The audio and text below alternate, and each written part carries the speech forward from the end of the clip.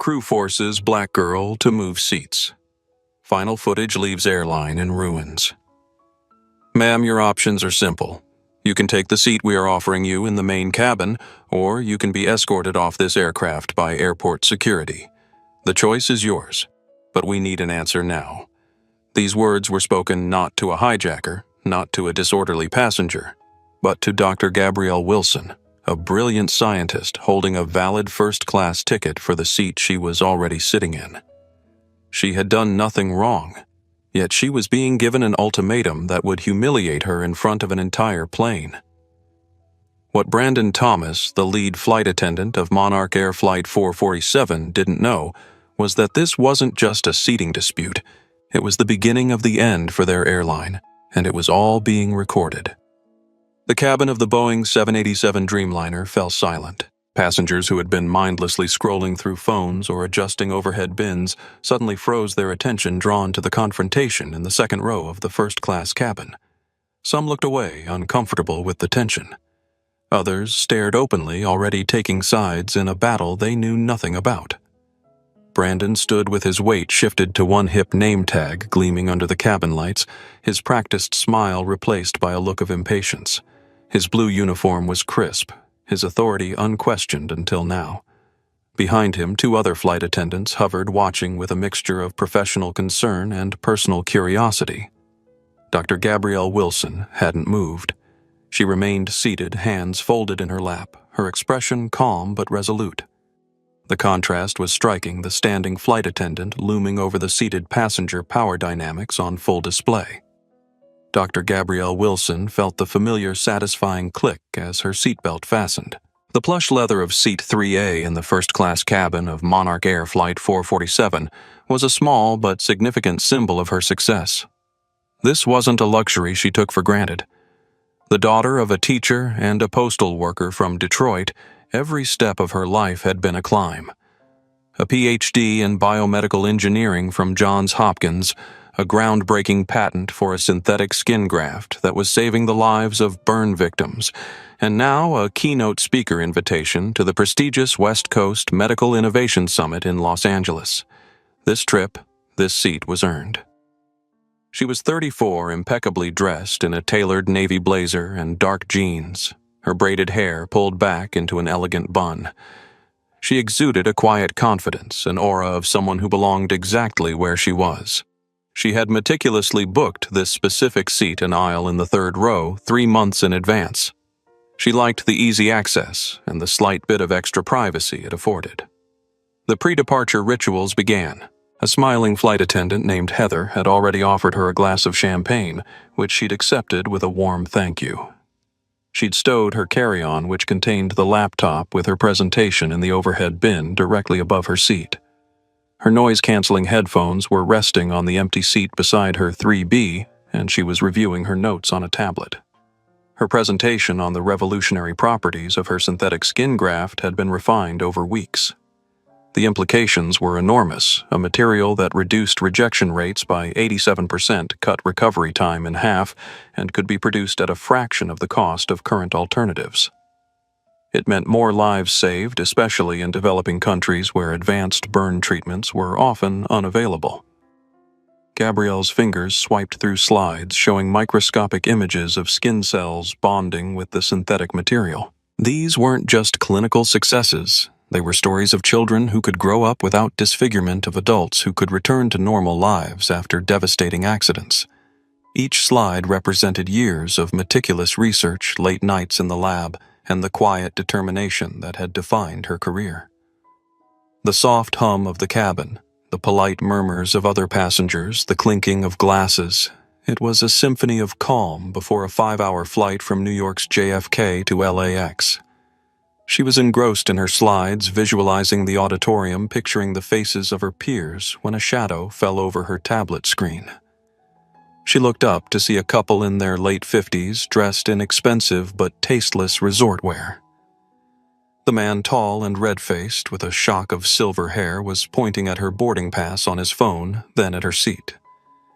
The woman, dripping in gold jewelry, with a face pulled taut by cosmetic surgery, had a sour, impatient expression. "Excuse me?" The woman, Victoria Palmer, said, her voice carrying an edge of condescension. "I believe you're in our seats." Gabrielle offered a polite professional smile. "Mistakes happened." "Oh, I don't think so. I'm in 3A. She held up her own boarding pass on her phone, clearly displaying her name, Dr. Gabrielle Wilson, and seat 3A. The man, Richard Palmer, scoffed, not even bothering to look at her screen. "Our passes say 3A and 3B. Victoria likes the aisle." He gestured impatiently at Gabrielle. "So you'll need to move." There was no hint of confusion, only a blunt command. Gabrielle's smile tightened slightly. "I think there must be a misunderstanding with the airline system. My pass says 3A and I was assigned this seat when I checked in. Perhaps you could speak with the gate agent or the flight attendant." Victoria Palmer let out an exaggerated sigh. "We don't have time for that. The flight is about to board completely. Just move. There must be another open seat you can take." The implication was clear. Her seat, her confirmed and paid-for space, was less important than their convenience. The calm symphony of the cabin had just hit its first discordant note. Richard tapped aggressively at his phone screen. "Look right here. 3A and B." He thrust the phone toward Gabrielle's face close enough that she had to lean back.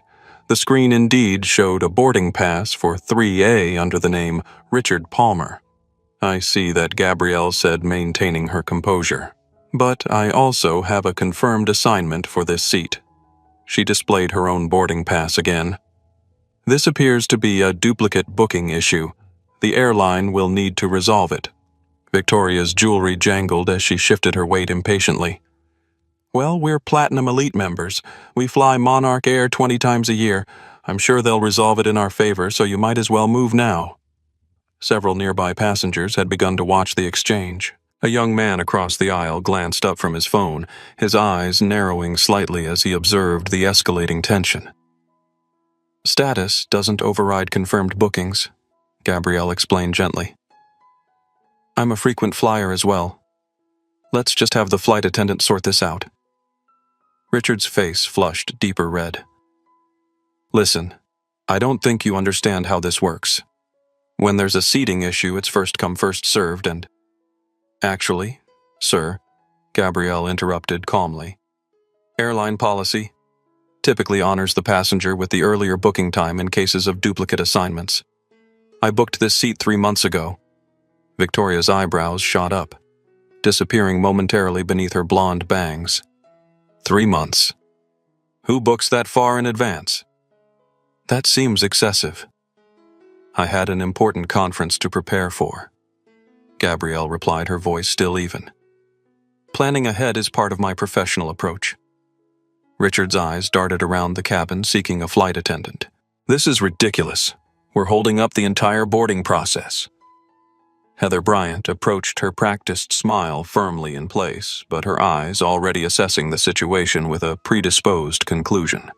She was in her late 50s, with a severe blonde bob and a permanently pinched expression, as if she'd just smelled something unpleasant. "Is there a problem here?" she asked, her gaze flicking from the well-dressed Palmers to Gabrielle and lingering for a fraction of a second too long. "Yes," Victoria Palmer said, her voice suddenly taking on a helpless, aggrieved tone. "This young woman is in my husband's seat 3A, and she's refusing to move. We just want to sit together." Heather turned to Gabrielle, her professional veneer already cracking. "Miss, can I see your boarding pass?" Gabrielle, maintaining her composure, showed Heather her phone. "As I explained to the couple, my pass clearly says 3A. I booked this seat months ago." Heather glanced at Gabrielle's phone, then at Richard Palmer's.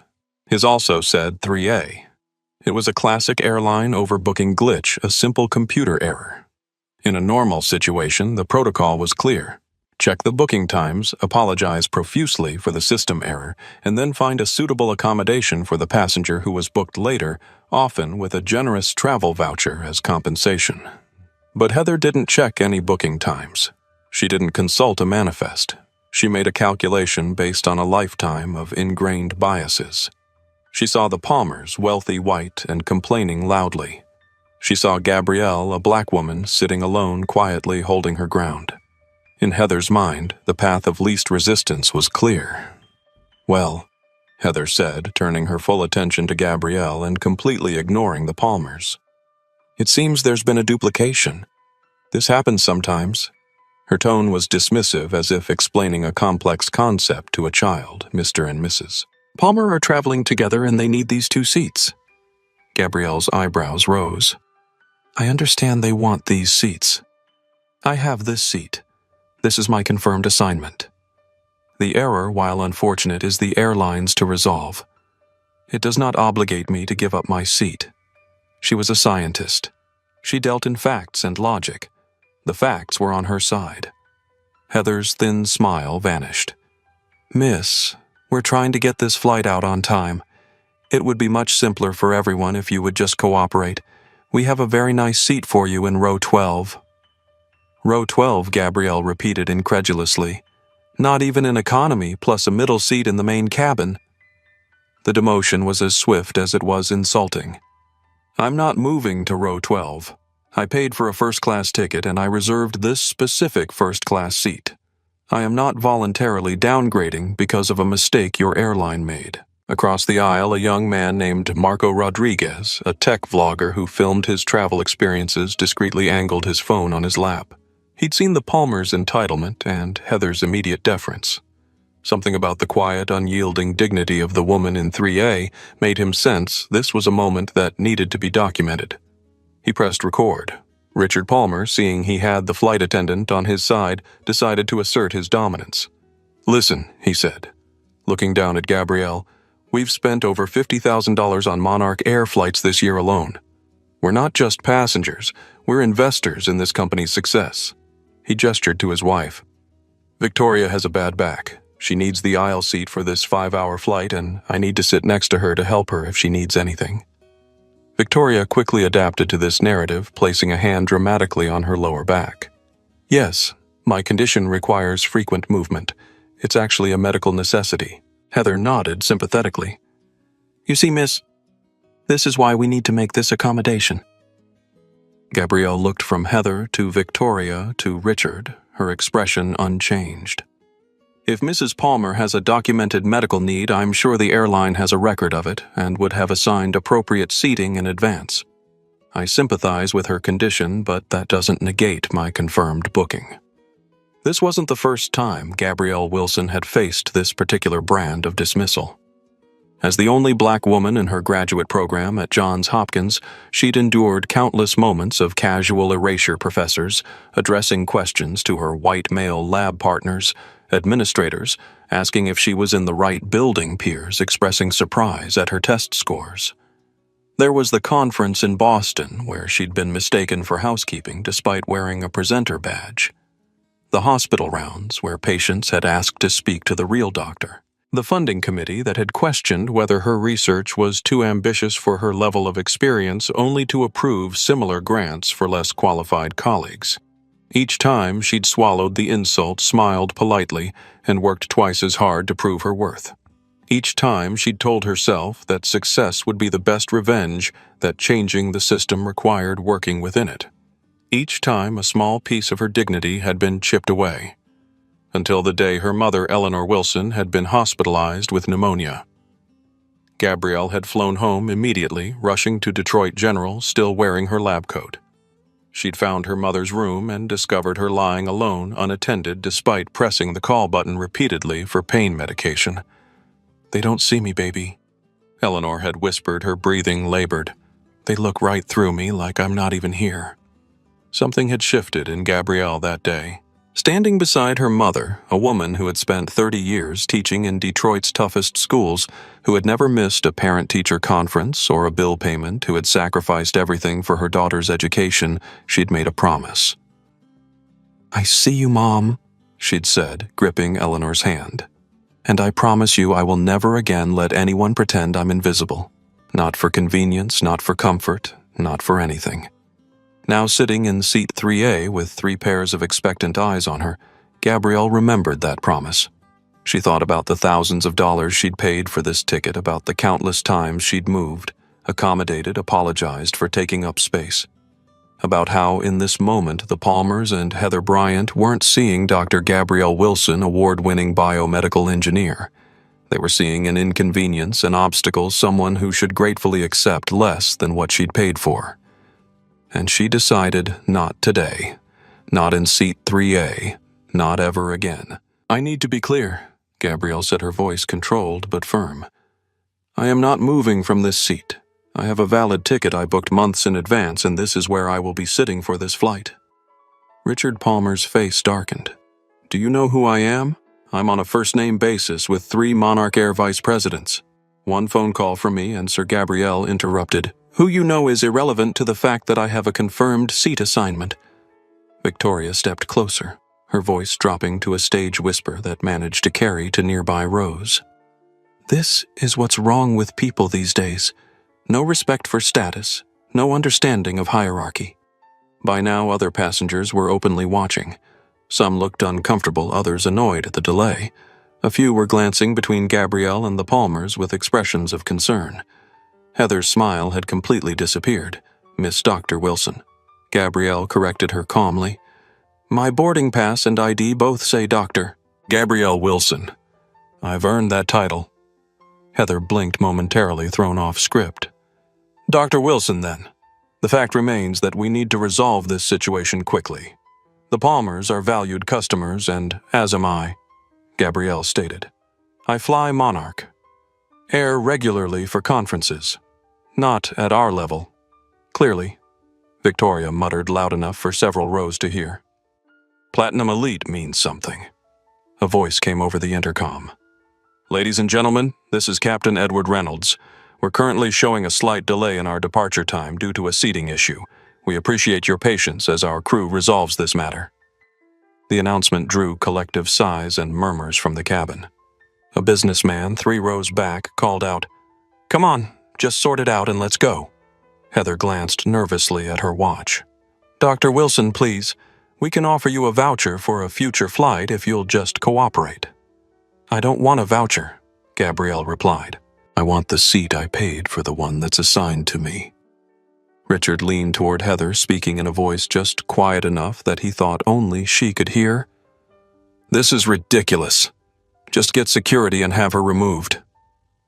Marco Rodriguez, still recording discreetly from across the aisle, adjusted his angle to capture more of the interaction. His travel vlog had never ventured into social justice territory before, but his instincts told him this moment mattered. A young flight attendant approached Lisa Kennedy, 23, her uniform still stiff with newness, her trainee badge visible. She hovered at the edge of the confrontation, watching Heather with a mixture of deference and discomfort. "Is there something I can help with?" Lisa asked tentatively. "No," Heather replied sharply. "I have this under control. Go check if everyone in rows 10 through 15 has boarded." Lisa hesitated, her eyes meeting Gabrielle's briefly before she nodded and retreated. Victoria Palmer had pulled out her phone and was typing furiously. "I'm messaging Thomas Wilkins right now. He's the customer service director for the entire East Coast division." "By all means," Gabrielle said. "Perhaps he can explain why your booking from 2 weeks ago is being prioritized over my booking from 3 months ago." Victoria's fingers froze over her screen. "How do you know when we booked?" Gabrielle held up her phone. "My confirmation email is dated July 15th. Your husband just showed me your boarding pass, which has a confirmation code starting with OC. Monarch Air's October bookings all start with OC." Richard's face flushed deeper. "You don't know what you're talking about. That's not how the codes work." "Actually, it is," came a voice from behind them. A middle-aged man in glasses, Nathan Cohen, a professor at Columbia, had stood up from his seat in row 4. "I fly Monarch Air almost weekly. She's right about the confirmation codes. They change monthly." Lead flight attendant Michael Bennett strode purposefully up the aisle, his senior rank evident in both his uniform insignia and the confidence of his gait. Tall, with graying temples and a practiced smile that never quite reached his eyes, he carried the air of someone used to resolving situations through authority rather than understanding. "What seems to be the issue here?" he asked, directing his question to Heather rather than to any of the involved passengers. Heather quickly briefed him, her account noticeably skewed. "The Palmers are Platinum Elite members with confirmed seats in 3A and B, but this passenger is refusing to relocate. We've offered her a seat in Economy Plus and a voucher." Michael nodded, absorbing this framing of the situation without question. He turned to Gabrielle, his demeanor professional but cold. "Dr. Wilson, I understand there's been some confusion with the seating assignments. In these situations, we need to consider multiple factors, including our loyalty program tiers. There's no confusion about my assignment," Gabrielle replied evenly. "I have a confirmed booking for this specific seat that predates the Palmers by months. The confusion appears to be on Monarch Air's end, not mine." Michael's smile tightened almost imperceptibly. "Nevertheless, we need to find a workable solution for all parties. The Palmers are traveling together and I'm traveling alone, so my comfort matters less." Gabrielle asked, her tone still measured but pointed. Victoria Palmer interjected. "It's not about comfort, it's about necessity.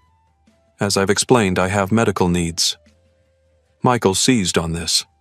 "Medical accommodations do take priority, Dr. Wilson. If Mrs. Palmer requires specific seating for health reasons, then that should have been arranged in advance." Gabrielle completed his sentence.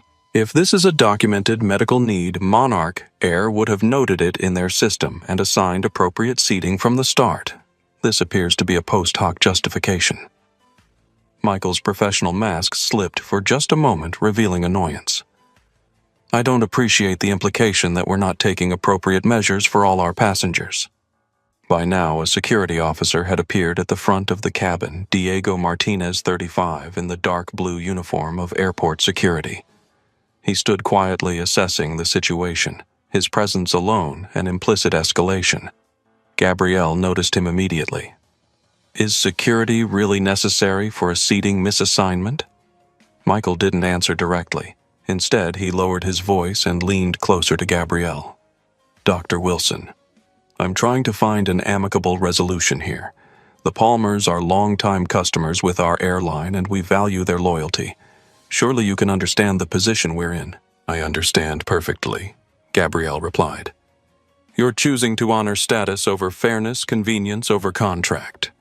My position remains unchanged. I have a valid ticket for this seat and I will not voluntarily give it up." Richard Palmer stepped closer, invading the small bubble of space around Gabrielle's seat. "This is outrageous. We've been standing here for 15 minutes because of her stubbornness." "Sir, please step back," Gabrielle said firmly. "You're in my personal space." Michael placed a hand lightly on Richard's shoulder, guiding him back slightly before turning again to Gabrielle. "Dr. Wilson, as a compromise, we can offer you a seat in our Economy Plus section, a $300 travel voucher, and priority boarding on your return flight. This seems like a reasonable accommodation." The offer hung in the air, its subtext clear to everyone within earshot. "We expect you to take less than what you paid for, so that these more valuable customers can have what they want." Gabrielle looked Michael directly in the eyes. No. The simplicity of her refusal seemed to catch him off guard. Around them, the cabin had grown increasingly tense. Other passengers were whispering to each other, some filming discreetly with their phones. The standoff had become a spectacle, a public test of wills.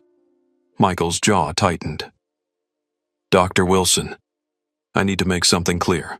As the lead flight attendant, I have the authority to make seating determinations for the safety and comfort of all passengers. If you continue to refuse to cooperate, we may need to take more serious measures. Are you threatening to remove me from this flight for sitting in my assigned seat?" Gabrielle asked, her voice calm but carrying clearly through the cabin. "I'm informing you of potential consequences," Michael replied, his words carefully chosen. At that moment, Security Officer Martinez stepped forward, his presence alone, an intimidation tactic. The airline staff had formed a physical semicircle around Gabrielle's seat, Michael, Heather, and now Martinez, creating a wall of authority meant to overwhelm and isolate. Across the aisle, Marco Rodriguez continued recording his technology background, giving him the foresight to activate his phone's backup battery pack. This wasn't just a quick viral moment. This was turning into something that required documentation. His lens captured the body language of everyone involved. Michael's authoritative stance, the Palmers' entitled impatience, and most importantly, Gabrielle's composed dignity in the face of mounting pressure. His live stream had started with just his regular followers, but comments were pouring in now, the viewer count climbing. What's happening is these airline employees are trying to force a black woman with a confirmed first-class ticket to give up her seat for this white couple, he narrated quietly into his phone. She's been nothing but polite and professional, and they've escalated to bringing security. Behind Marco, businesswoman Sophia Thompson, 41, had also begun recording from her first-class seat. Unlike Marco, she wasn't live streaming, she was methodically documenting each interaction, each statement, each escalation with the precision of someone who understood the potential legal implications of what was unfolding. Victoria Palmer, noticing the phones, turned toward Marco. "Stop filming us. This is a private matter."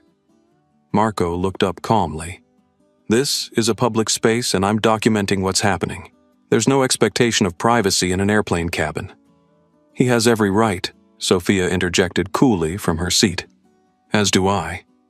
Victoria turned to see Sophia's phone also pointed in their direction.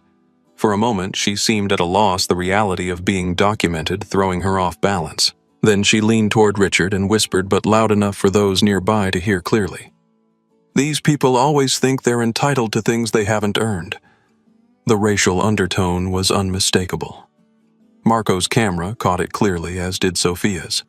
A collective intake of breath rippled through the nearby passengers. The comment had crossed a line, making explicit what had been implicit.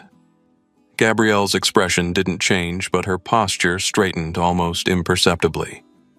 She made brief eye contact with Marco, a silent acknowledgement passing between them. She was aware of the recording, aware that this moment was being preserved. Michael Bennett, realizing the situation was deteriorating in very public and documented ways, tried to regain control. "Everyone needs to remain calm. Filming is permitted, but please respect the privacy of those around you." "I'm respecting everyone equally," Marco replied. "Just documenting exactly what's happening." Richard Palmer pointed an accusatory finger at Gabrielle. "She's orchestrated this whole thing. Probably called her friends to film this and create some viral incident. We're the victims here." Sophia Thompson lowered her phone briefly. "Sir, no one here knew each other before boarding this flight. I'm filming because what I'm witnessing appears to be discriminatory treatment." "Discriminatory?" Victoria sputtered. "That's absurd. This has nothing to do with—" She cut herself off, perhaps finally recognizing the dangerous territory she was entering. But the damage was done. The whispered comment, the accusation, the defensive response, all captured and already circulating beyond the confines of Flight 447. Marco's live stream had reached over 500 viewers and was growing exponentially as people shared the link across platforms. Comments were flooding in. "This is exactly what happened to my sister last month on a different airline. They always try to move us to worse seats. Always. Stand your ground, lady. Don't let them bully you." Michael, noticing Marco's ongoing recording, leaned closer to speak quietly to Heather. Her eyes widened slightly, and she nodded before hurrying toward the front of the cabin. The crew was adapting their strategy, recognizing the public relations risk that was unfolding in real time.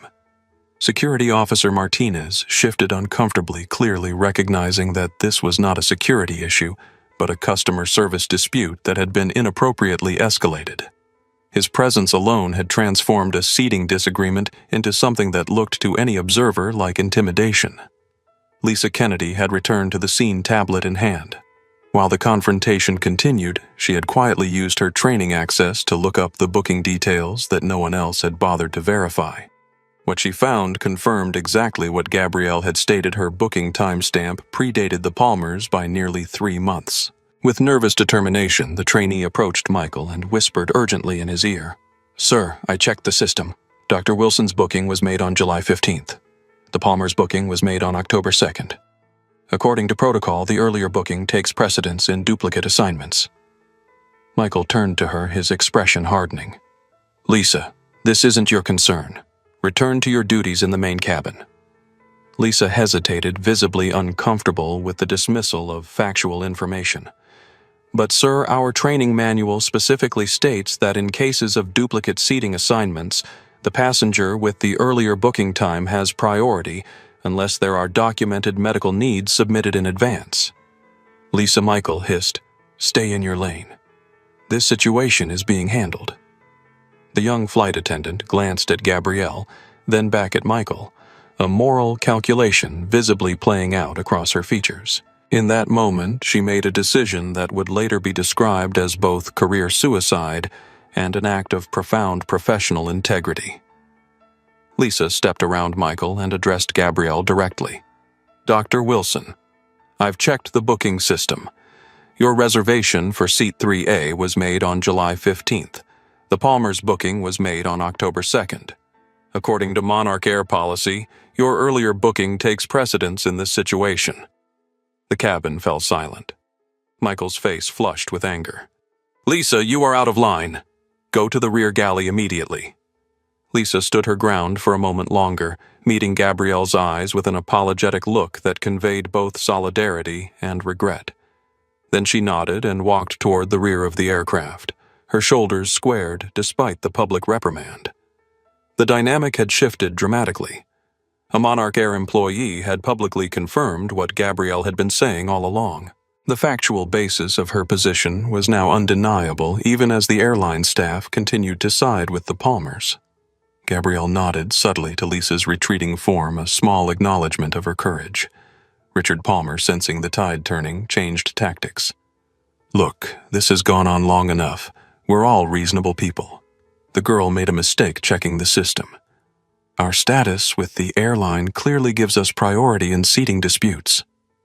The "girl" checked the actual booking information that should have been verified from the start, came a new voice from across the aisle. It belonged to Nathan Cohen, the professor who had earlier confirmed Gabrielle's point about the confirmation codes. "What we're witnessing is textbook discriminatory treatment. The policy is clear, the facts are verified, yet the staff continues to side with one party over another based on criteria that appear selective at best and biased at worst." Several passengers nodded in agreement. The momentum was shifting not through confrontation, but through the steady accumulation of facts, witnesses, and documentation. Michael Bennett's professional demeanor was cracking under the scrutiny. "Professor, with all due respect, you are not familiar with all the factors that go into these decisions." "I'm familiar enough with fairness," Nathan replied.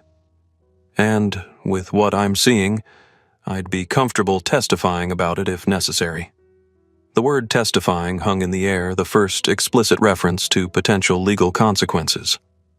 Marco's live stream captured the moment, as did Sophia's methodical documentation. Viewers online were commenting by the thousands, now many tagging Monarch Air's official accounts demanding responses. Michael turned back to Gabrielle, his voice lower, almost conciliatory. "Dr. Wilson, perhaps we can revisit our offer. We could upgrade you to our premium first-class section in row 1, which is actually superior to your current seat. Would that be acceptable?" It was the first acknowledgement that Gabrielle might be owed better, not worse than what she had originally booked. But the damage was done. The contrast between the initial offer of a downgrade to economy and this sudden upgrade proposal only highlighted the arbitrary nature of the airline's approach. The cabin intercom crackled to life again. "This is Captain Reynolds speaking. Due to the ongoing seating issue, I'll be coming into the cabin to address the situation personally. We appreciate everyone's continued patience." A ripple of anticipation moved through the passengers. The captain's involvement represented yet another escalation, but also the potential for resolution from a higher authority. Captain Edward Reynolds emerged from the cockpit, his presence commanding immediate attention. In his early 50s, with close-cropped gray hair and the confident bearing of a former military pilot, he moved with purpose down the aisle toward the site of the confrontation. "Good afternoon," he said, his voice carrying the same authoritative tone it had over the intercom. I understand we have a seating discrepancy that needs resolution. Michael quickly briefed the captain, his account notably more balanced than before, acknowledging the verified booking times, but emphasizing the Palmers' loyalty status and Victoria's claimed medical needs. Captain Reynolds nodded thoughtfully, then turned to Gabrielle. Dr. Wilson, I understand you've been offered alternative seating but have declined. Could you explain your position to me directly? The question seemed fair. The captain's demeanor neutral. For a moment it appeared that a reasonable resolution might be at hand. Captain Reynolds Gabrielle began, I booked this specific seat 3 months ago. I selected it carefully for this flight because I'm presenting at a medical conference tomorrow and needed the comfort and convenience of first class, specifically an aisle seat for easy access.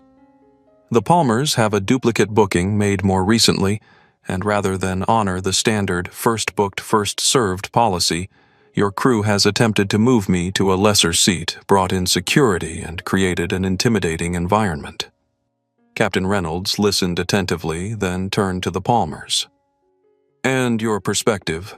Richard straightened, adopting a more professional tone than he had used previously. Captain, my wife and I are Platinum Elite members who fly Monarch Air exclusively for both business and pleasure.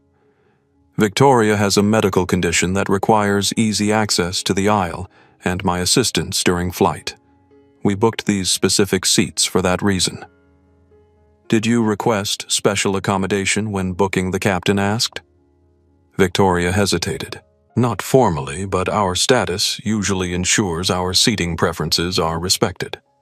Captain Reynolds nodded again, his expression unreadable. He glanced at the growing number of passengers, recording the interaction, at Michael's tense posture, at Security Officer Martinez's uncomfortable stance, and finally back at Gabrielle, who sat calmly waiting for his decision. I've heard both perspectives, he said finally. Here's what we're going to do. The cabin held its collective breath. Dr. Wilson will be moved to another seat to accommodate the Palmers. A murmur of disbelief rippled through the cabin. After everything, the verified earlier booking, the trainee's confirmation, the witnesses, the captain was still siding with the Palmers. Gabrielle's composure didn't waver, but her eyes reflected disappointment and resolve. May I ask the rationale behind this decision, Captain? Your own airline policy states that the earlier booking takes precedence. Captain Reynolds' expression hardened slightly. In my capacity as captain, I have final authority over all matters on this aircraft, including seating arrangements. While policy provides guidelines, safety and operational efficiency are my primary concerns. The Palmers' status with our airline and Mrs. Palmer's medical considerations take priority in this instance. The nakedness of the favoritism was stunning in its brazenness. Despite all evidence, despite public documentation, despite the clear policy, those with privilege were being protected while rules were being selectively enforced. Dr. Wilson, the captain, continued his tone, leaving no room for further discussion. You have 2 minutes to gather your belongings and move to the seat being offered, or we will be forced to have you removed from this flight. The ultimatum hung in the air, heavy and consequential. Marco's live stream viewer count had surpassed 2,000. Comments were flooding in, many expressing outrage at what they were witnessing. Captain Reynolds turned to go, apparently considering the matter settled. But before he could take more than a step, Gabrielle's voice stopped him. Captain Reynolds, she said, her tone respectful but unyielding. I want to be very clear about what's happening here. I have documentation that I booked this seat months in advance. I have witnessed your employee confirm this fact. I have declined lesser accommodations because I purchased this specific seat, and I have the contractual right to occupy it. If you choose to have me removed from this flight for sitting in my assigned seat, that is your decision, but I want everyone present to understand exactly what is occurring. The cabin had gone completely silent. Every eye was on the standoff between the composed scientist and the airline captain. It was a moment of crystalline clarity where the abstract concepts of fairness, authority, and dignity became startlingly concrete. As Captain Reynolds and the crew awaited her response, Gabrielle faced the most consequential decision of this confrontation. Would she capitulate, accepting less than what she had paid, for less than what she was entitled to, or would she hold her ground, knowing the potential consequences being removed from the flight, missing her conference presentation, becoming the center of a public incident? In that moment, a memory surfaced with vivid clarity. She was 16 again, sitting in her mother's kitchen in Detroit, while Eleanor Wilson reviewed her college applications.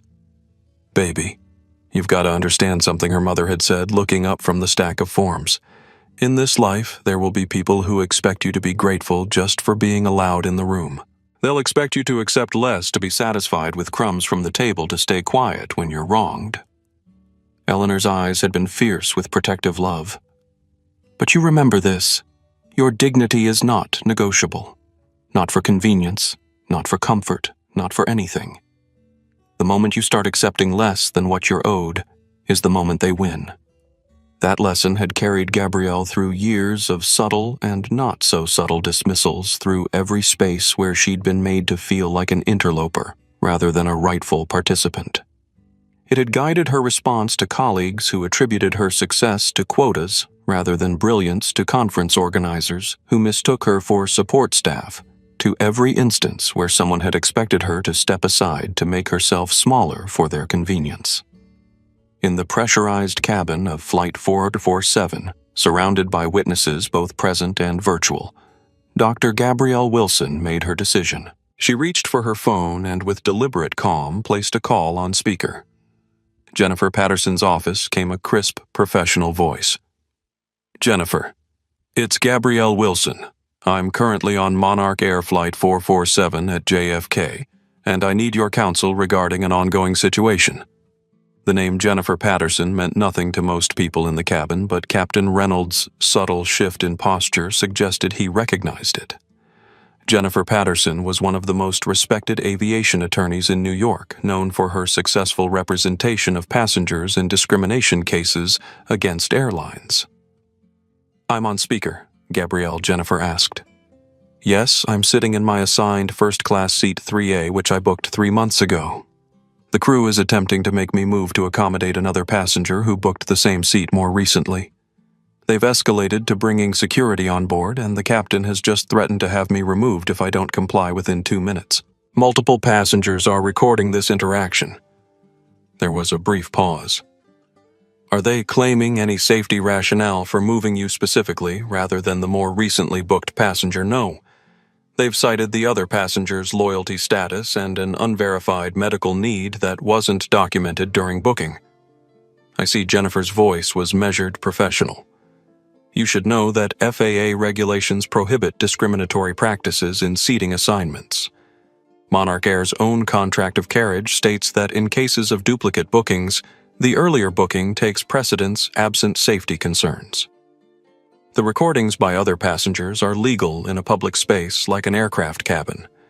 Should they remove you from this flight for refusing to give up your properly assigned seat, you would have substantial grounds for both a civil claim and a DOT complaint." Captain Reynolds's jaw tightened visibly. This was no longer just a difficult passenger. This was a passenger who understood her rights and had immediate access to legal representation. "Thank you," Gabrielle said. "I'll keep you updated on how this resolves." She ended the call and looked calmly at Captain Reynolds. "I will not be moving. I have a contractual right to this seat, which was assigned to me months before the Palmers' booking. I have declined your alternative offers because they represent a unilateral alteration of our agreement. Any action taken against me for remaining in my rightfully assigned seat will be addressed through appropriate legal channels." Her voice carried clearly, not raised but perfectly audible to everyone nearby, including the now dozens of passengers recording the confrontation. Marco's livestream comment section exploded, "She came prepared." The captain's face when he heard aviation attorney. Monarch Air is about to get dragged. The power dynamic had shifted dramatically. What had begun as an attempt to intimidate a single passenger into compliance had transformed into a documented legal liability unfolding in real time before thousands of witnesses. Captain Reynolds exchanged a glance with Michael Bennett, a wordless communication passing between them. With a subtle nod, Reynolds signaled to Security Officer Martinez. Ma'am Martinez began stepping forward. I'm going to have to ask you to. I'm live streaming this to over 3,000 people right now, Marco announced, clearly holding up his phone. Everything that happens next will be viewed by thousands, possibly millions. I'm recording as well, Sophia Thompson added, as are at least 7 other passengers that I can see. Martinez hesitated, visibly uncomfortable with his role in this escalating situation. This wasn't a security threat. It was a customer service dispute that had been inappropriately escalated to law enforcement. Officer Martinez Gabriel said calmly, I want to be clear that I have not violated any law or safety regulation. I am sitting in my assigned seat with a valid ticket. I have not been disruptive in any way. I'm simply declining to give up the seat I paid for and was assigned. Martinez looked to Captain Reynolds, his discomfort evident. Sir, this appears to be a civil matter between the airline and the passenger. Without a safety risk or violation of law, my authority to intervene is limited. A flicker of frustration crossed Reynolds's face. His attempt to use security as leverage had backfired, with the officer himself questioning the appropriateness of the escalation. In that moment, Richard Palmer lost patience. He reached for Gabrielle's carry-on bag in the overhead bin above her seat. Since you won't move, we'll move your things, he said, pulling the bag out. Sir Gabrielle's voice sharpened for the first time. Remove your hand from my property immediately. The cabin erupted in gasps and exclamations. Richard froze the bag half extracted from the bin. That's theft and assault, someone called from a few rows back. Officer Martinez immediately stepped forward. Sir, you cannot touch another passenger's belongings. Put the bag back now. Richard's face flushed deep red. Slowly he pushed the bag back into the overhead compartment. The moment was captured clearly on dozens of phones, the entitled aggression immortalized in digital form. Victoria Palmer, seeing the situation deteriorating, attempted damage control. My husband was just trying to help resolve this situation. We've been standing here for nearly 30 minutes, by attempting to remove someone else's property. Nathan Cohen asked incredulously. That's not helping. That's intimidation. The confrontation had crossed a critical threshold. What had been a verbal dispute had now involved an attempt at physical intimidation. The recordings would show not only the airline's preferential treatment, but also the escalation to near physical confrontation, all directed at a woman whose only offense was sitting in her assigned seat.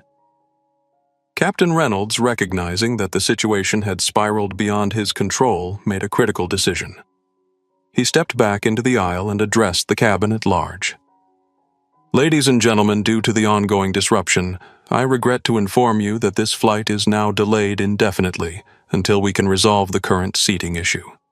I apologize for the inconvenience. The announcement was met with groans and protests from passengers who had been sitting patiently through the extended boarding process. The captain had effectively made Gabrielle responsible for delaying the entire flight, a classic pressure tactic designed to turn public opinion against her.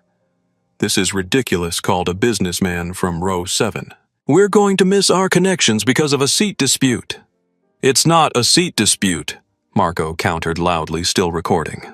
It's about an airline trying to force someone out of the seat she paid for because they double booked it and are favoring certain customers over others.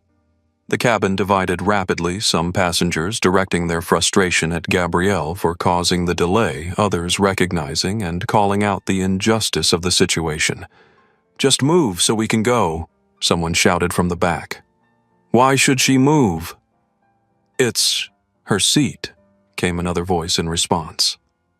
Captain Reynolds watched the divisions form with a calculated expression. This was precisely the outcome he had anticipated, using the collective pressure of delayed passengers to force Gabrielle's compliance. But as the protests continued, TSA Supervisor Andrea Ramirez appeared at the front of the cabin, summoned by airport operations due to the unusual delay. In her mid-40s, with a no-nonsense demeanor and the unmistakable authority of federal credentials, she surveyed the scene with practiced efficiency. Captain Reynolds, she said, approaching the group at row 3, we've received reports of an extended boarding disruption. Can you brief me on the situation? Reynolds explained the seating conflict, noticeably emphasizing the delay to operations while downplaying the discriminatory aspects that had been captured on dozens of recordings. Ramirez listened impassively, then turned to Gabrielle. Ma'am, may I see your boarding pass, please? With the same composure she had maintained throughout, Gabrielle displayed her boarding pass on her phone. Ramirez examined it, then asked to see the Palmer's passes as well. After reviewing both, she stepped back and addressed Captain Reynolds. Captain, this appears to be a duplicate booking issue, not a security matter. TSA has no jurisdiction over seating assignments unless there's a legitimate security threat, which I'm not seeing here. This is a matter for Monarch Air to resolve according to its own policies and the contract of carriage. She turned to Officer Martinez. Diego, unless there's a safety or security issue I'm not aware of, this doesn't require TSA or airport security presence. Martinez nodded clearly, relieved to be removed from the situation. That was my assessment as well, Supervisor. The captain's strategy had backfired spectacularly. Not only had security refused to remove Gabrielle, but a TSA supervisor had now publicly identified the dispute as a contractual matter rather than a security issue, implicitly validating Gabrielle's position that she was being asked to give up her rightful seat without legitimate cause. The cabin had fallen silent, all eyes on this new development. Marco's live stream count had surpassed 10,000 viewers. The comments were flying by almost too fast to read, but the sentiment was overwhelmingly supportive of Gabrielle and critical of Monarch Air. Ramirez addressed the captain again. I recommend resolving this according to your airline's established policies for duplicate bookings, Captain. TSA needs to be notified immediately if there are actual security concerns, but not for customer service matters. With that, she nodded to Gabrielle and the Palmers, then made her way back up the aisle, followed by Officer Martinez. Their departure marked the removal of the implied threat of force that had hung over the confrontation. Captain Reynolds stood rigid, his authority publicly undermined, his tactics exposed.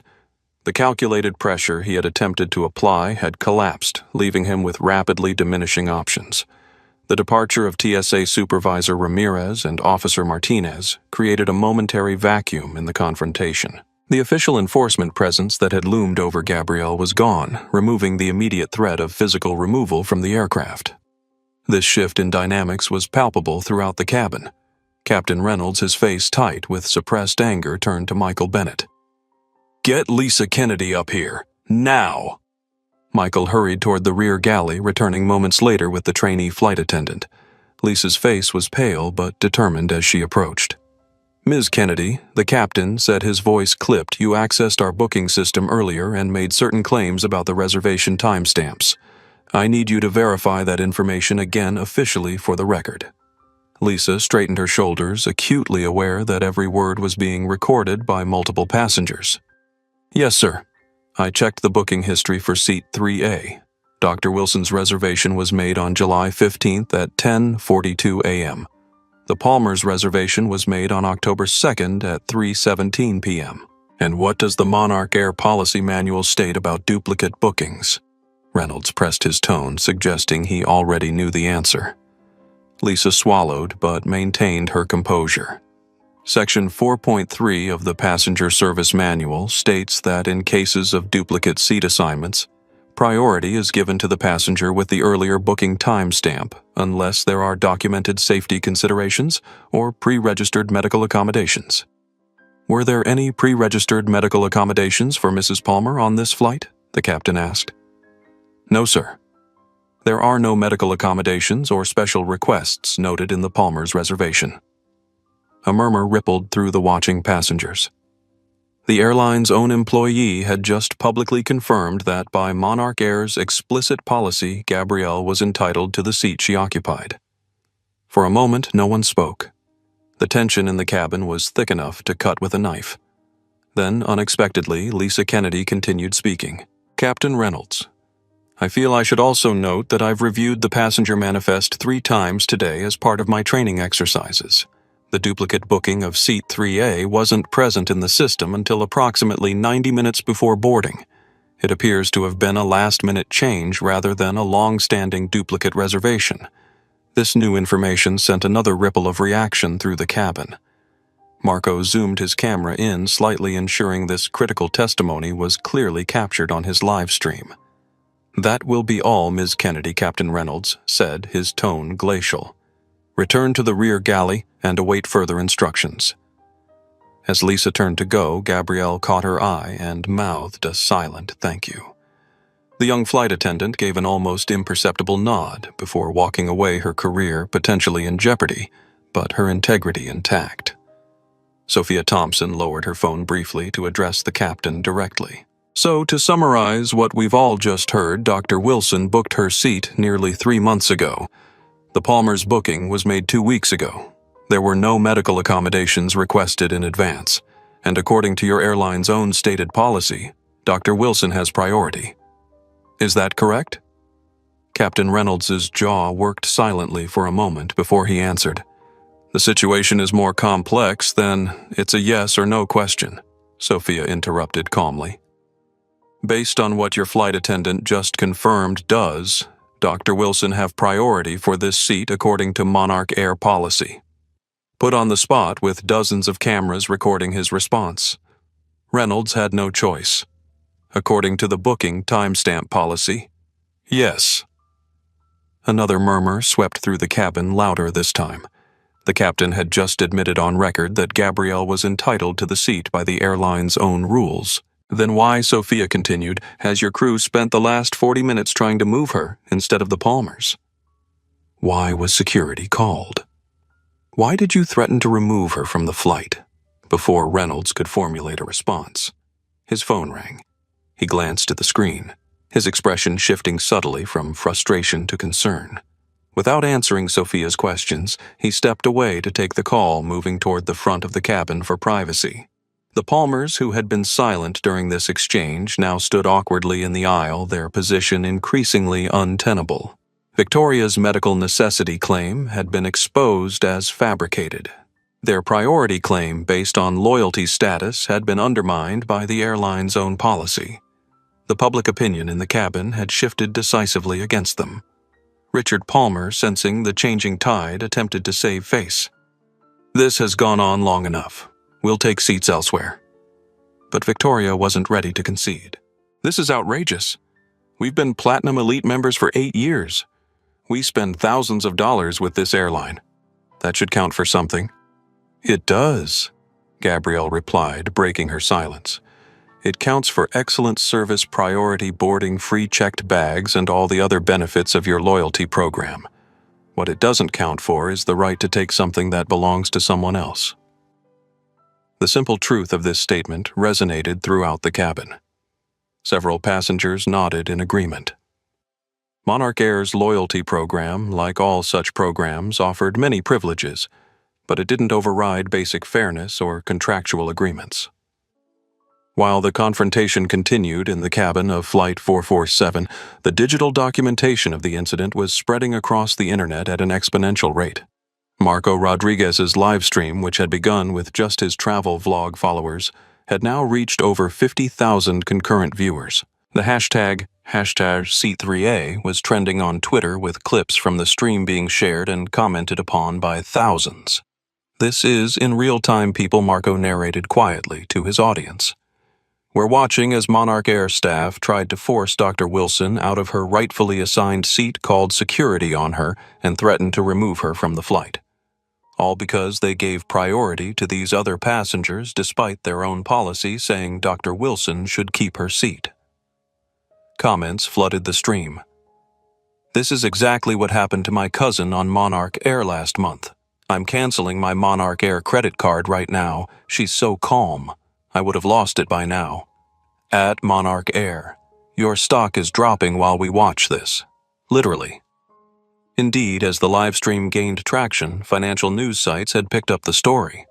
Monarch Air's stock had begun to dip as traders anticipated the public relations disaster that was unfolding. Business analysts were already speculating about the potential damage to the airline's reputation and bottom line. Major news outlets had noticed the trending topic and were reaching out to Marco through the live stream comments requesting permission to use his footage in their coverage. Several had dispatched reporters to JFK to await the resolution of the situation. Within the cabin, passengers were receiving texts and notifications from friends and family who had seen the live stream.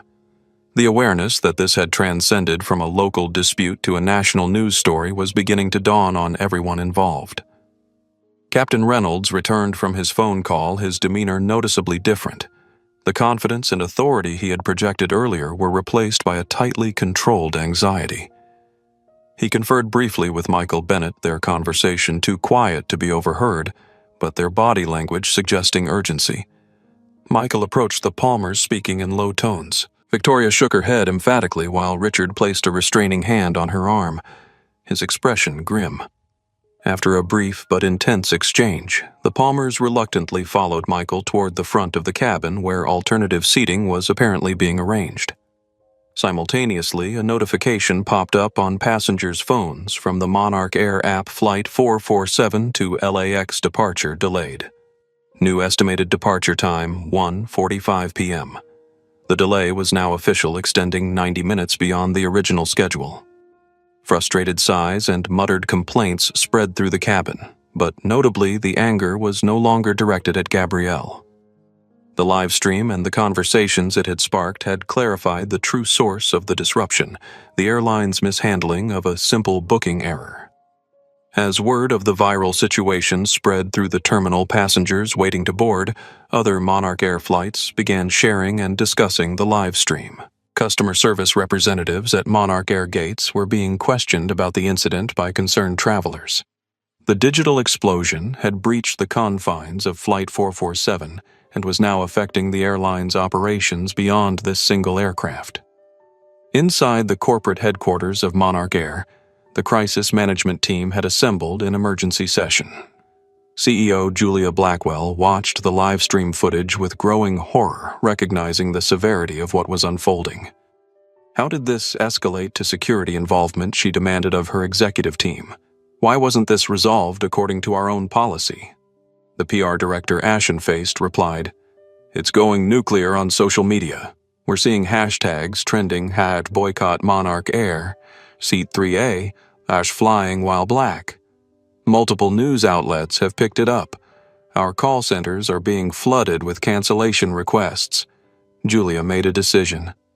"Get me a direct line to Captain Reynolds. Now." In the sleek, modernist boardroom of Monarch Air's headquarters in Atlanta, the crisis management team worked frantically to contain the rapidly expanding disaster. Screens around the room displayed various metrics of the unfolding catastrophe. The live stream with its growing viewer count, the plummeting stock price, the explosion of negative social media mentions, and the flood of customer service complaints pouring in through every channel. CEO Julia Blackwell, a former pilot who had climbed the corporate ladder through operations and management, paced the length of the conference table. At 52, she had navigated the airline through post-9/11 security changes, economic downturns, and fuel crises. But nothing had prepared her for the speed and ferocity of this social media firestorm. "Give me the latest numbers," she demanded. The chief marketing officer swiped through his tablet.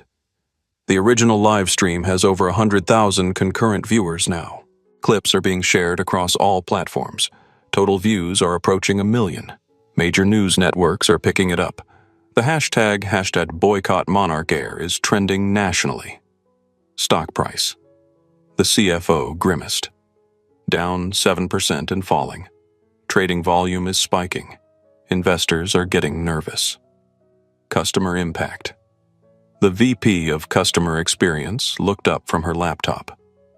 "Call center volume is up 800%. Our social media accounts are being flooded. We're seeing a significant spike in refund and cancellation requests, especially for flights today and tomorrow." Julia stopped pacing and faced the team directly. How did this happen? How did a simple duplicate booking turn into this catastrophe? The silence that followed was damning. Finally, the chief operating officer spoke up. Initial reports suggest Captain Reynolds and the cabin crew gave preferential treatment to the Platinum Elite passengers, despite our own policy clearly favoring the passenger with the earlier booking. When she refused to move, they escalated to security involvement rather than following protocol. And nobody thought to simply check the booking timestamps, Julia asked incredulously. A trainee flight attendant did, the COO replied. She confirmed the earlier passenger had priority according to policy but was apparently dismissed by the senior crew. A trainee was the only one who followed basic procedure. Julia's voice rose in disbelief. Where was the oversight? Where was the accountability? The room fell silent again. On the main screen, the live stream continued to show the tense standoff in the cabin of Flight 447. The composed dignity of Dr. Gabrielle Wilson contrasted sharply with the increasingly defensive posture of the airline staff. Julia made a decision. Get me Captain Reynolds on the phone, now. Her assistant dialed quickly, putting the call on speakerphone through the conference room system. After 2 rings, Reynolds answered. Captain Reynolds speaking. Edward, this is Julia Blackwell. Her tone was controlled but ice cold. I'm in the crisis management room with the executive leadership team. We're watching this situation unfold in real time along with approximately 100,000 other people at this moment. I need you to explain to me why you're violating our own explicit policy on duplicate bookings. Reynolds' voice came through tense and defensive. CEO Blackwell. The situation is more complex than it appears. We have loyal Platinum Elite customers who stop. Julia cut him off. I don't want explanations. I don't want justifications. I want this resolved immediately in accordance with our policies. The passenger with the earlier booking timestamp keeps her seat. Period. But the Palmers have been loyal customers for years, and Mrs. Palmer claims a medical. Edward Julia interrupted again, her voice dangerously quiet. Let me be perfectly clear. You are currently the public face of what may become the most expensive customer service disaster in our airline's history. Our stock is in free fall. We're trending nationally for all the wrong reasons, and every second this continues, the damage compounds. The line went silent for a moment before Reynolds responded. What would you like me to do? Dr. Wilson keeps her original seat. The Palmers are to be offered our sincere apologies and appropriate compensation for the inconvenience, but they will be reseated. You will personally apologize to Dr. Wilson for the way this situation was handled, and you will get that plane in the air as quickly as possible to limit further damage. Yes, ma'am, Reynolds replied, the fight gone from his voice. And Edward? Julia added, this conversation will be reviewed extensively in the coming days. The decisions that led to this point will be thoroughly investigated. Am I clear? Crystal clear, ma'am. The call ended. Julia turned back to her team, her expression grim. This is damage control now. I want a public statement drafted immediately acknowledging the mistake and apologizing. Contact Dr. Wilson's representatives as soon as possible to begin making amends. And I want a complete audit of our training procedures, especially regarding selective enforcement of policies based on loyalty status. The PR director nodded. Should we offer compensation to all passengers on that flight for the delay? Yes, premium vouchers for everyone. And prepare a more substantial settlement package for Dr. Wilson, though I suspect this may end up in litigation regardless. The team dispersed to their tasks with renewed urgency. Julia remained standing, watching the live stream as Captain Reynolds returned to the confrontation point. The corporate damage control machine was now in full motion, but she knew with sinking certainty that some bells couldn't be unrung. The images of security personnel surrounding a calm, professional black woman for simply sitting in her assigned seat had already been seen by hundreds of thousands. In the cutthroat airline industry, with razor-thin profit margins and fierce competition, reputation was everything. And Monarch Air's reputation was, at this very moment, in freefall. Captain Reynolds returned to row 3, his demeanor markedly changed. The authoritative, almost intimidating presence he had projected earlier was replaced by a stiff professionalism that barely masked his discomfort. Michael Bennett followed close behind his expression, similarly constrained. The captain cleared his throat before addressing Gabrielle directly. Dr. Wilson, after reviewing the situation more thoroughly and consulting with our corporate office, I need to inform you that you are correct. According to our booking policy, your earlier reservation does take precedence in this seating conflict. The admission hung in the air for a moment. Marco zoomed in slightly on his live stream, ensuring viewers could clearly see the captain's face during this remarkable reversal. As such, Reynolds continued, "You are welcome to remain in your assigned seat, 3A, for the duration of this flight. The Palmers have been accommodated with alternative seating in our first-class cabin." On behalf of Monarch Air, I apologize for the confusion and any inconvenience this situation may have caused. The apology was technically complete, but notably devoid of any acknowledgement of the intimidation tactics, security involvement, or discriminatory treatment that had characterized the preceding hour. It was the bare minimum required by corporate headquarters, delivered with all the warmth of a pre-recorded message. Gabrielle regarded him steadily for a moment before responding. "Thank you, Captain. I appreciate the acknowledgement of my booking priority.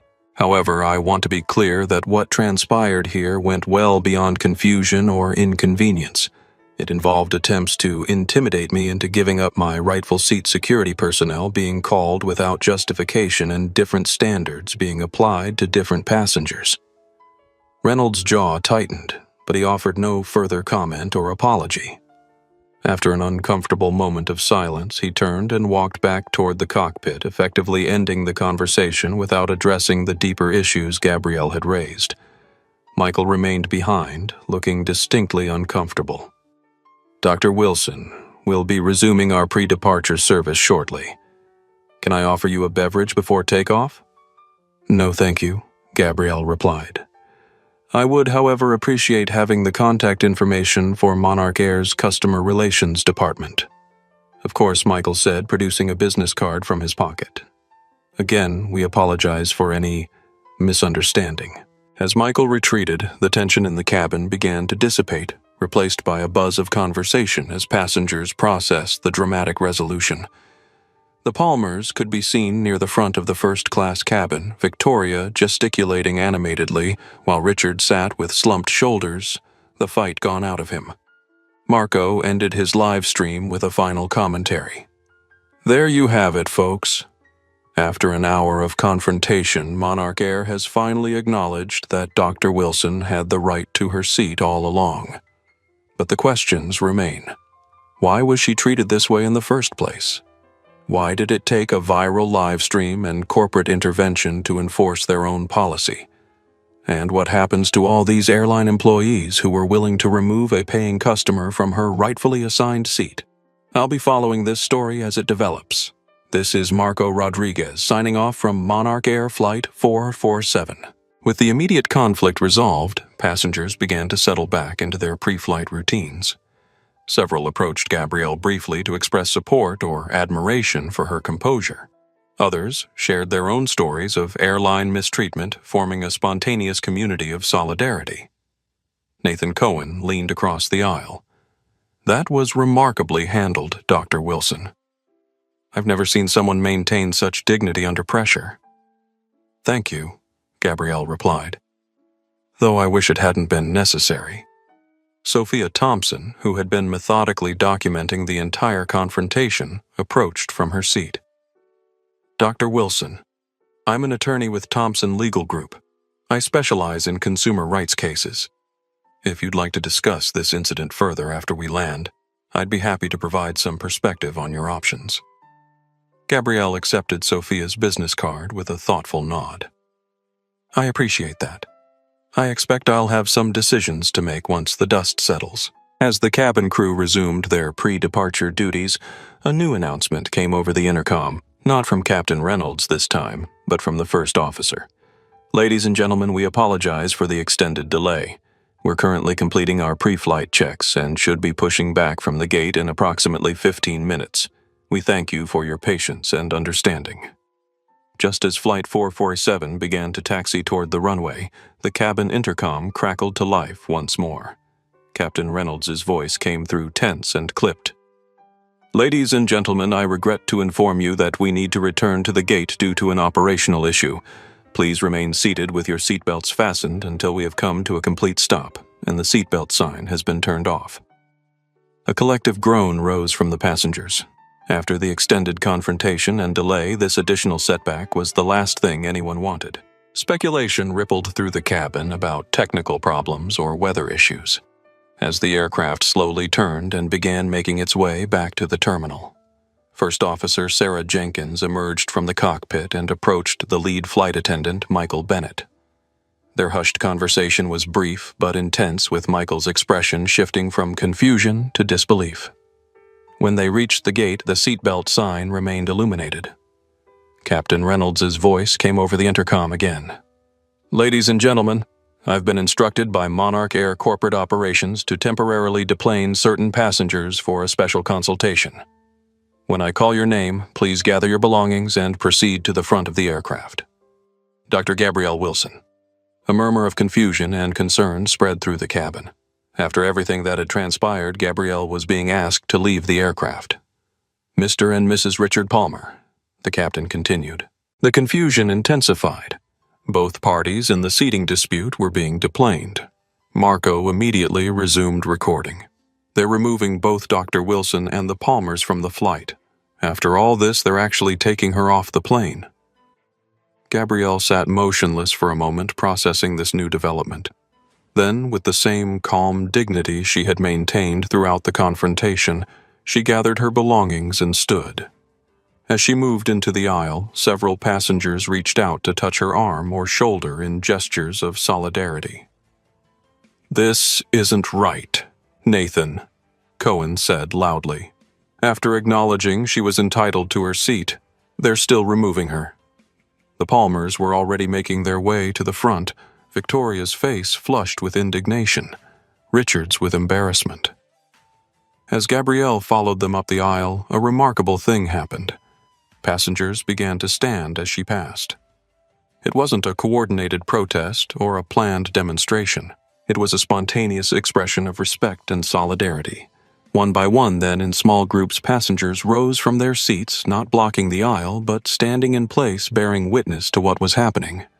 Lisa Kennedy, the trainee flight attendant who had confirmed Gabrielle's booking priority earlier, caught her eye as she passed the rear galley. "I'm so sorry," she whispered just loudly enough for Gabrielle to hear. Gabrielle nodded in acknowledgement of both the apology and the courage it had taken for Lisa to speak up earlier. That small act of integrity had been a crucial turning point in the confrontation, providing official confirmation of what Gabrielle had been stating all along. As she reached the front of the aircraft, a Monarch Air representative waited at the door. Not a gate agent, but Danielle Foster, the station manager for JFK, hastily dispatched from her office to handle the high-profile incident. Her expression was professionally neutral, but her eyes conveyed the gravity of the situation. "Dr. Wilson. Mr. and Mrs. Palmer, please follow me. We have a private room where we can discuss this matter further." As they stepped off the aircraft, Gabrielle turned back briefly, surveying the cabin where dozens of passengers still stood in silent support. It was a powerful image, the physical manifestation of the public reckoning that had begun online and was now taking tangible form in the real world. Marco captured the moment on video, narrating quietly, "Dr. Wilson is leaving with her head held high while half the cabin stands in solidarity. I've never seen anything like this in all my years of travel." The trio followed Danielle through the jet bridge and into the terminal, where a startling scene awaited them. News cameras were positioned near the gate area, held back by airport security, but clearly there in response to the viral incident. Travelers in the terminal recognized Gabrielle from the livestream footage, some nodding in recognition or offering words of support as she passed. Victoria Palmer, seeing the media presence, instinctively raised a hand to shield her face, a gesture captured by multiple cameras and destined to become one of the defining images of the incident. Richard walked with his eyes downcast, the public exposure clearly taking its toll. Gabrielle, by contrast, maintained her composure. She walked steadily, head high, neither seeking the spotlight nor shying away from it. Her dignity in this moment would later be described by commentators as a masterclass in grace under pressure. As they disappeared into a private airport lounge, The passengers of Flight 447 remained in a state of uncertain limbo, wondering what would happen next and whether the flight would eventually depart. But one thing was already clear to everyone who had witnessed these events unfold. Something significant had just occurred, something that transcended a simple seating dispute and touched on deeper issues of fairness, respect, and accountability. And the world was watching. The private airport lounge had been hastily converted into an improvised crisis management center.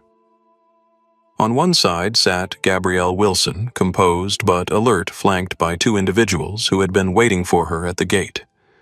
Jennifer Patterson, the aviation attorney she had called from the aircraft, and Marcus Johnson, her literary agent who had been alerted to the situation via social media. On the opposite side sat the Palmers, Richard looking defeated while Victoria maintained her indignant posture despite the crumbling of her position. Between them was an empty chair, currently unoccupied, as Danielle Foster, the station manager, consulted urgently with corporate representatives via video conference on a tablet. Outside in the terminal, the scene was approaching chaos. News crews from every major network had arrived, setting up impromptu broadcasting positions where airport regulations permitted. Social media influencers were live streaming from the gate area, providing commentary and updates to audiences hungry for developments. Passengers from Flight 447, some who had chosen to deplane rather than wait in uncertainty, were giving impromptu interviews about what they had witnessed.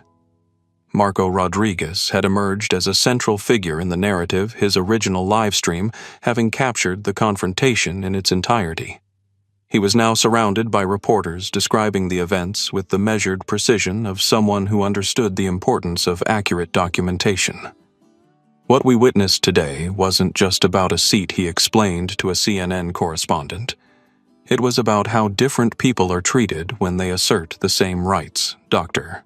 Wilson was polite, professional, and completely within her rights the entire time, yet she was treated as the problem. Security was called on her for simply sitting in her assigned seat. Online, the explosion continued unabated. Monarch Air's stock had plummeted further now, down 17% on extraordinary trading volume, a single-day decline unprecedented in the company's history. Financial analysts were issuing revised guidance, questioning the airline's ability to recover from the reputational damage. Competitor airlines were seeing modest gains as traders bet on passengers shifting their business away from Monarch Air. The hashtag #BoycottMonarchAir had been joined by others. #I stand with seat 3A, flying, while black, #first-class citizen. Memes and reaction videos were proliferating across platforms. Clips from the confrontation were being analyzed frame by frame, with body language experts and civil rights attorneys offering their perspectives on news programs. Back in the lounge, Danielle Foster returned to the waiting group, her professional demeanor strained by the enormity of the situation she was attempting to manage. "I've just spoken with our CEO, Julia Blackwell," she began, addressing all parties. "First, on behalf of Monarch Air, I want to extend our sincerest apologies to Dr. Wilson for the way this situation was handled. It represents a clear failure to follow our own policies and procedures." Jennifer Patterson, Gabrielle's attorney, interjected smoothly. "While we appreciate the acknowledgement of wrongdoing, this goes far beyond a procedural failure. My client was subjected to discriminatory treatment, public humiliation, and implicit threats.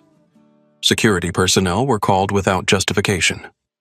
This constitutes a violation of her civil rights and breaches both your contract of carriage and federal aviation regulations regarding equal treatment of passengers." Danielle nodded, recognizing the shift from corporate apology to legal territory.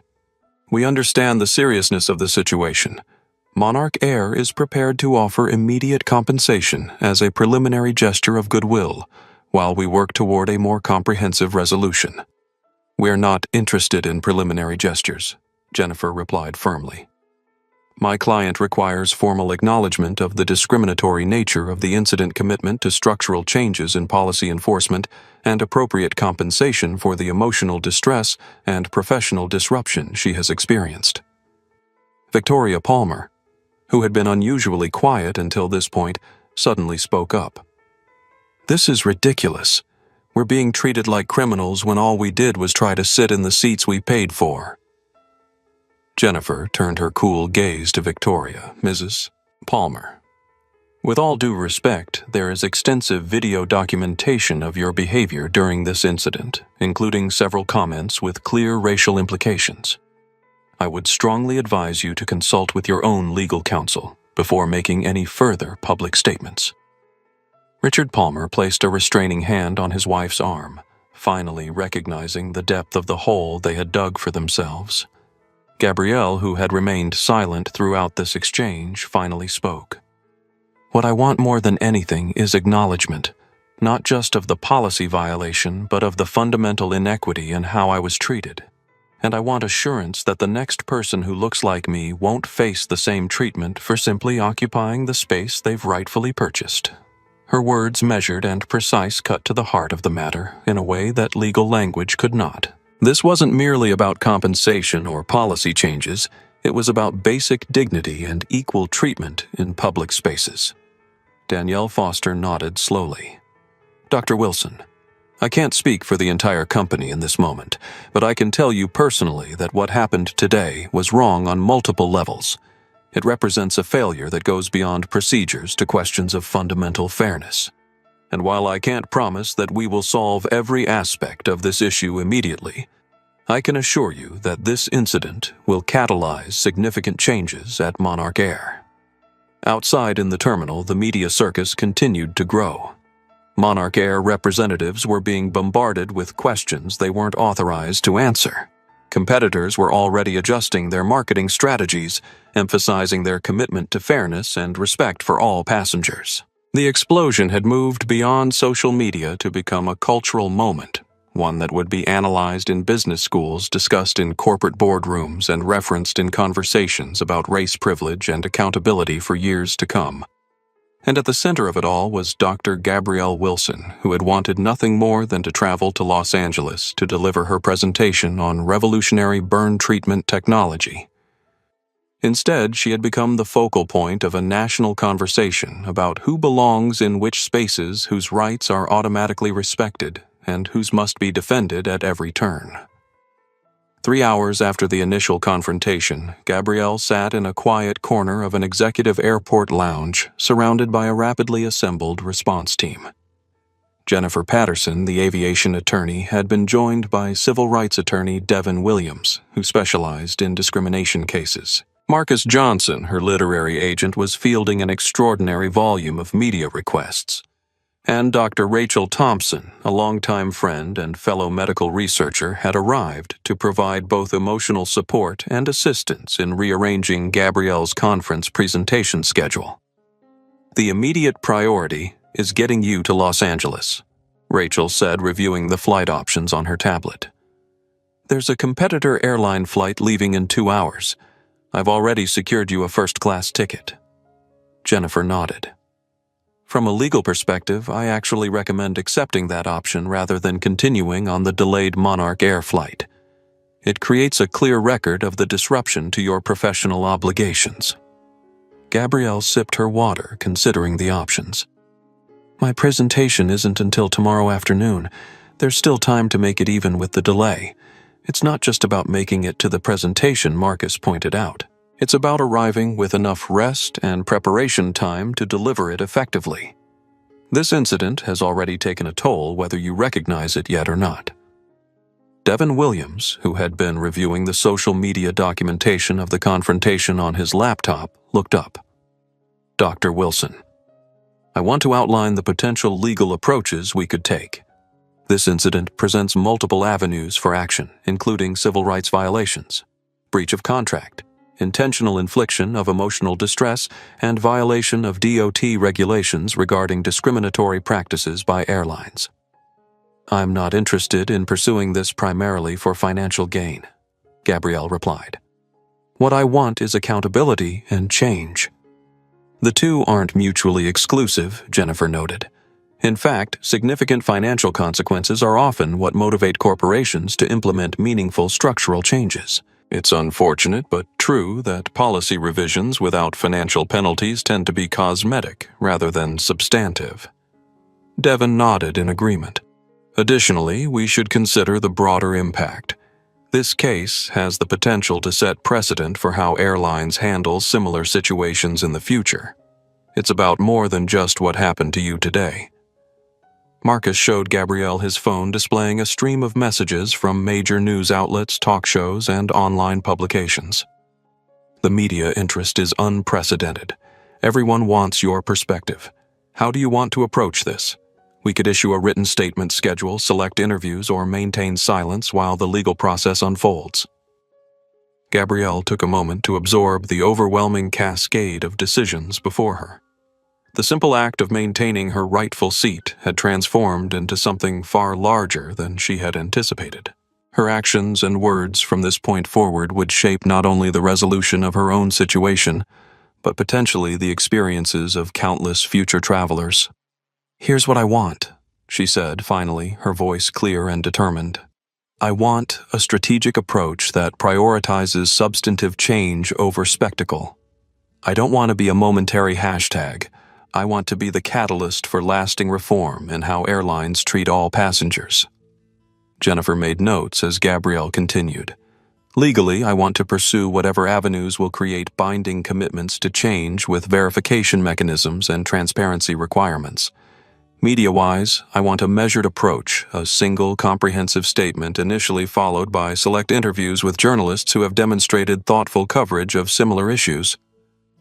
Rachel squeezed her friend's hand supportively. "What about your immediate travel plans and the conference? I'll take the competitor flight," Gabrielle decided. "Not out of spite toward Monarch Air, but because it's the most practical solution for ensuring I can deliver my presentation effectively. The work I'm presenting tomorrow has the potential to help thousands of burn victims. I won't let today's events overshadow that purpose." Devin nodded approvingly. "That's a powerful perspective, maintaining focus on your larger mission while addressing this incident appropriately."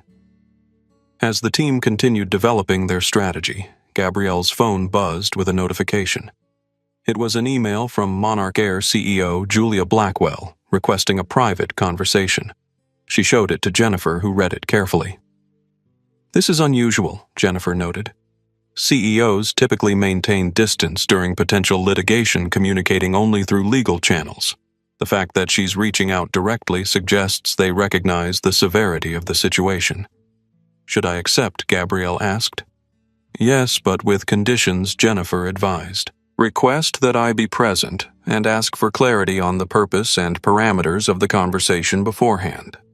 As Gabrielle composed her response, Marcus showed her his tablet displaying a new development that was trending online. Lisa Kennedy, the trainee flight attendant who had confirmed Gabrielle's booking priority, had apparently been suspended pending an investigation into unauthorized access of passenger information and breach of chain of command protocols. They're punishing the one employee who actually followed policy and told the truth. Gabrielle said dismayed, but not entirely surprised. That speaks volumes about the corporate culture we're dealing with. Devin made a note. This strengthens our position regarding the need for structural change, not just an apology and compensation. Outside the lounge, the media presence continued to grow. What had begun as a seating dispute had evolved into a complex examination of privilege, corporate accountability, and racial dynamics in commercial spaces. And through it all, Gabrielle maintained the same calm, strategic approach that had characterized her response from the beginning, not seeking conflict, but refusing to accept injustice. The response team worked methodically, building a comprehensive strategy that would leverage this moment toward meaningful change, while ensuring that Gabrielle's immediate professional obligations and personal well-being remained priorities. It was a delicate balance, navigating between the immediate explosion of public interest and the longer-term goals of substantive reform.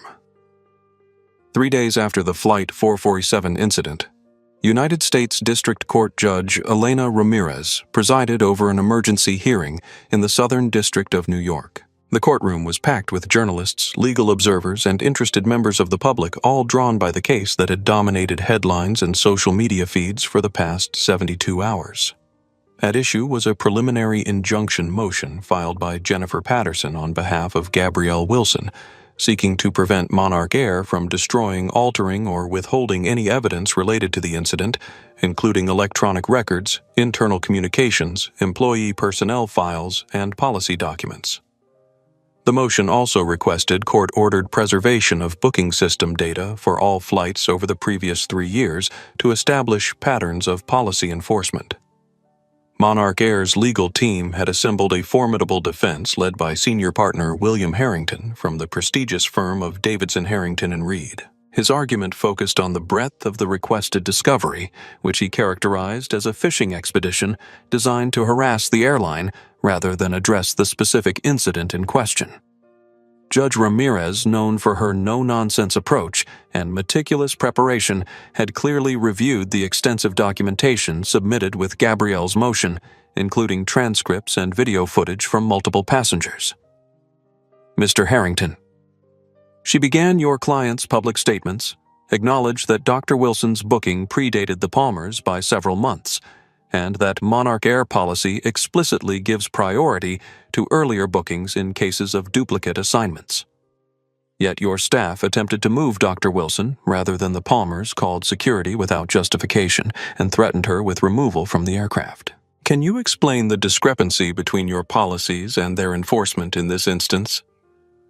Harrington attempted to frame the incident as a regrettable miscommunication that had been exaggerated by selective social media coverage. This characterization drew a skeptical response from the judge. I've reviewed over 2 hours of unedited video footage from multiple angles, Judge Ramirez noted. It appears to show a consistent pattern of your employees attempting to coerce Dr. Wilson into giving up her rightful seat, despite being informed multiple times of her earlier booking. This doesn't strike me as a miscommunication issue. After lengthy arguments from both sides, Judge Ramirez issued her ruling. A sweeping preliminary injunction requiring Monarch Air to preserve all evidence potentially relevant to the case, including the personnel files of all employees involved in the incident. All internal communications regarding the handling of duplicate bookings and comprehensive data on seating dispute resolutions across the airline's operations for the past 3 years. Additionally, and perhaps most significantly, she ordered the immediate production of Captain Reynolds's personnel file, including any previous complaints or disciplinary actions related to passenger treatment or policy enforcement. The public interest in ensuring that commercial airlines adhere to non-discriminatory practices is substantial, Judge Ramirez stated in her ruling. The evidence presented suggests a concerning pattern of selective policy enforcement that merits thorough investigation. The decision represented a significant legal victory for Gabrielle and set the stage for what promised to be extensive discovery if the case proceeded to trial. Legal observers noted that the scope of the preservation order was unusually broad, reflecting the judge's assessment that the incident potentially indicated institutional issues rather than isolated misconduct. As details from the hearing spread across news outlets and social media, attention focused on the judge's order regarding Captain Reynolds's personnel file. Within hours of the ruling, unnamed sources within Monarch Air leaked information that Reynolds had indeed been the subject of 3 previous complaints regarding discriminatory treatment of passengers, none of which had resulted in disciplinary action. This revelation dramatically undercut Monarch Air's narrative that the incident was an isolated lapse rather than a manifestation of deeper institutional problems. Financial analysts issued revised guidance predicting increased legal liability and further damage to the airline's reputation and market position. Monarch Air's stock, which had stabilized somewhat after the initial plunge, dropped an additional 8% following news of the court ruling and the personnel file revelations.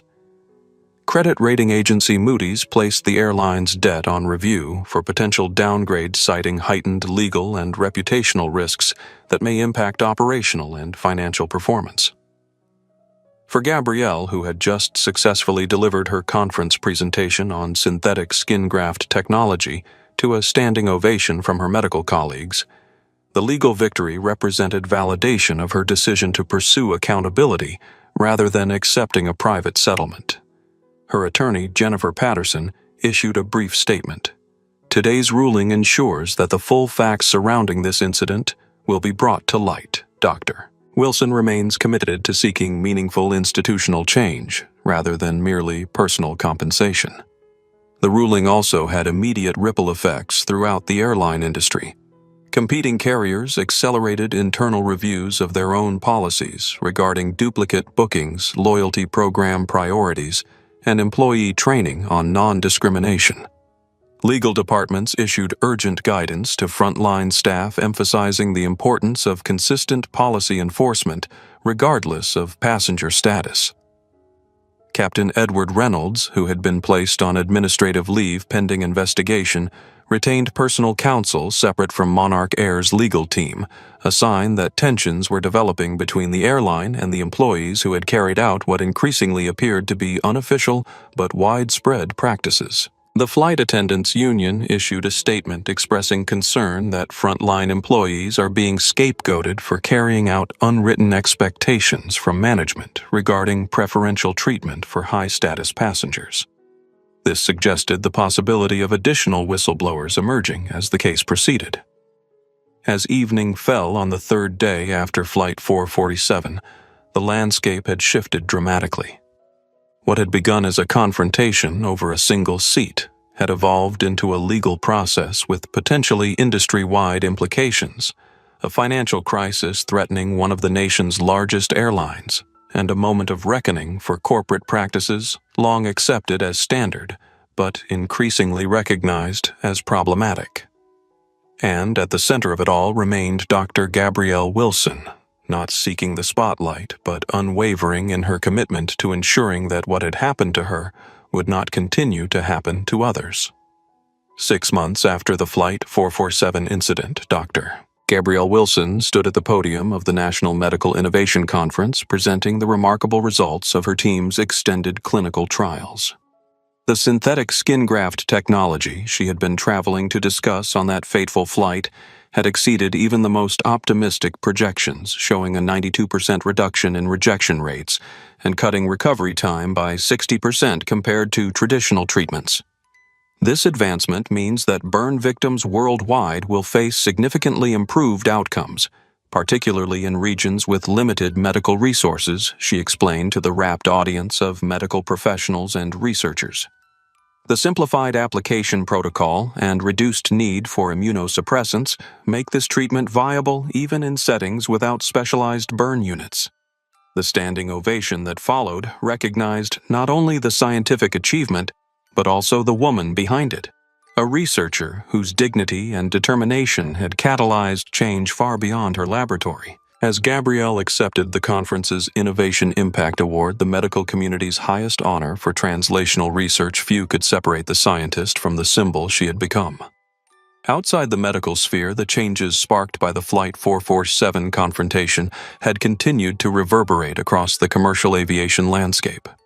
The settlement between Gabrielle and Monarch Air, finalized 4 months after the incident, had established new benchmarks for corporate accountability in discrimination cases. The financial terms remained confidential, but the structural changes were made public in a joint announcement that industry analysts described as unprecedented in scope and specificity. These included the establishment of the Wilson Protocol for resolving seating disputes, which mandated strict adherence to booking timestamp priority, regardless of loyalty status, with any exceptions requiring documented safety or accessibility needs. Mandatory quarterly audits of policy enforcement across all Monarch Air flights, with results published publicly and tied directly to executive compensation metrics. Comprehensive bias training for all customer-facing staff, developed in partnership with leading civil rights organizations and incorporating real-world scenarios based on documented incidents. The creation of a passenger advocate position at every major hub airport, empowered to intervene in real time when customers experienced potential discriminatory treatment. A significant financial commitment to the newly established Wilson Foundation for Equity in Public Spaces, dedicated to researching and addressing differential treatment in commercial services. This last element represented Gabrielle's most personal priority in the settlement negotiations.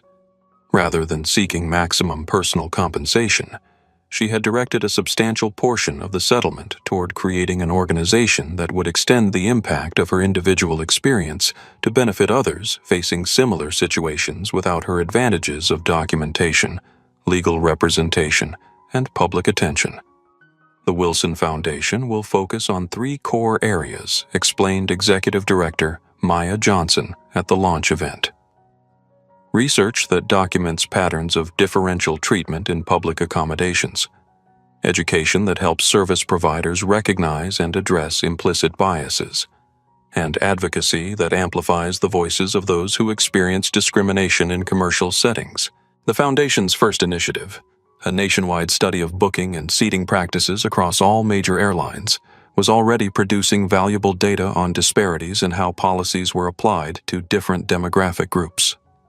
Early findings suggested that passengers from minority groups were approximately 4 times more likely to be asked to change seats or flights than white passengers with equivalent bookings and status.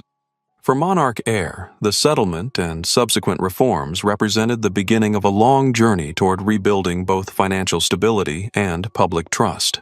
Under CEO Ramon Vasquez's leadership, the company had embraced transparency as its core recovery strategy, acknowledging past failures while documenting ongoing efforts to address the underlying issues. We recognize that trust is earned through actions, not statements, Vasquez emphasized in quarterly updates to shareholders and customers. Each policy change, each training program, each audit result represents another step toward becoming the airline we should have been all along. The strategy was showing preliminary signs of success.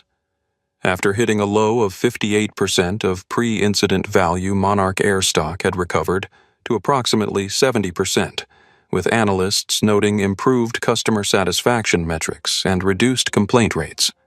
While still far from complete recovery, the trajectory suggested that authentic accountability might ultimately prove more financially sound than the defensive approaches that had characterized previous corporate crises.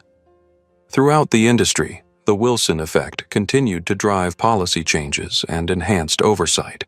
The Department of Transportation's Equity and Commercial Aviation Task Force, on which Gabrielle served as a special advisor, had issued preliminary recommendations for regulatory reforms, including mandatory reporting of all involuntary seating changes with demographic data to identify potential patterns of discriminatory enforcement.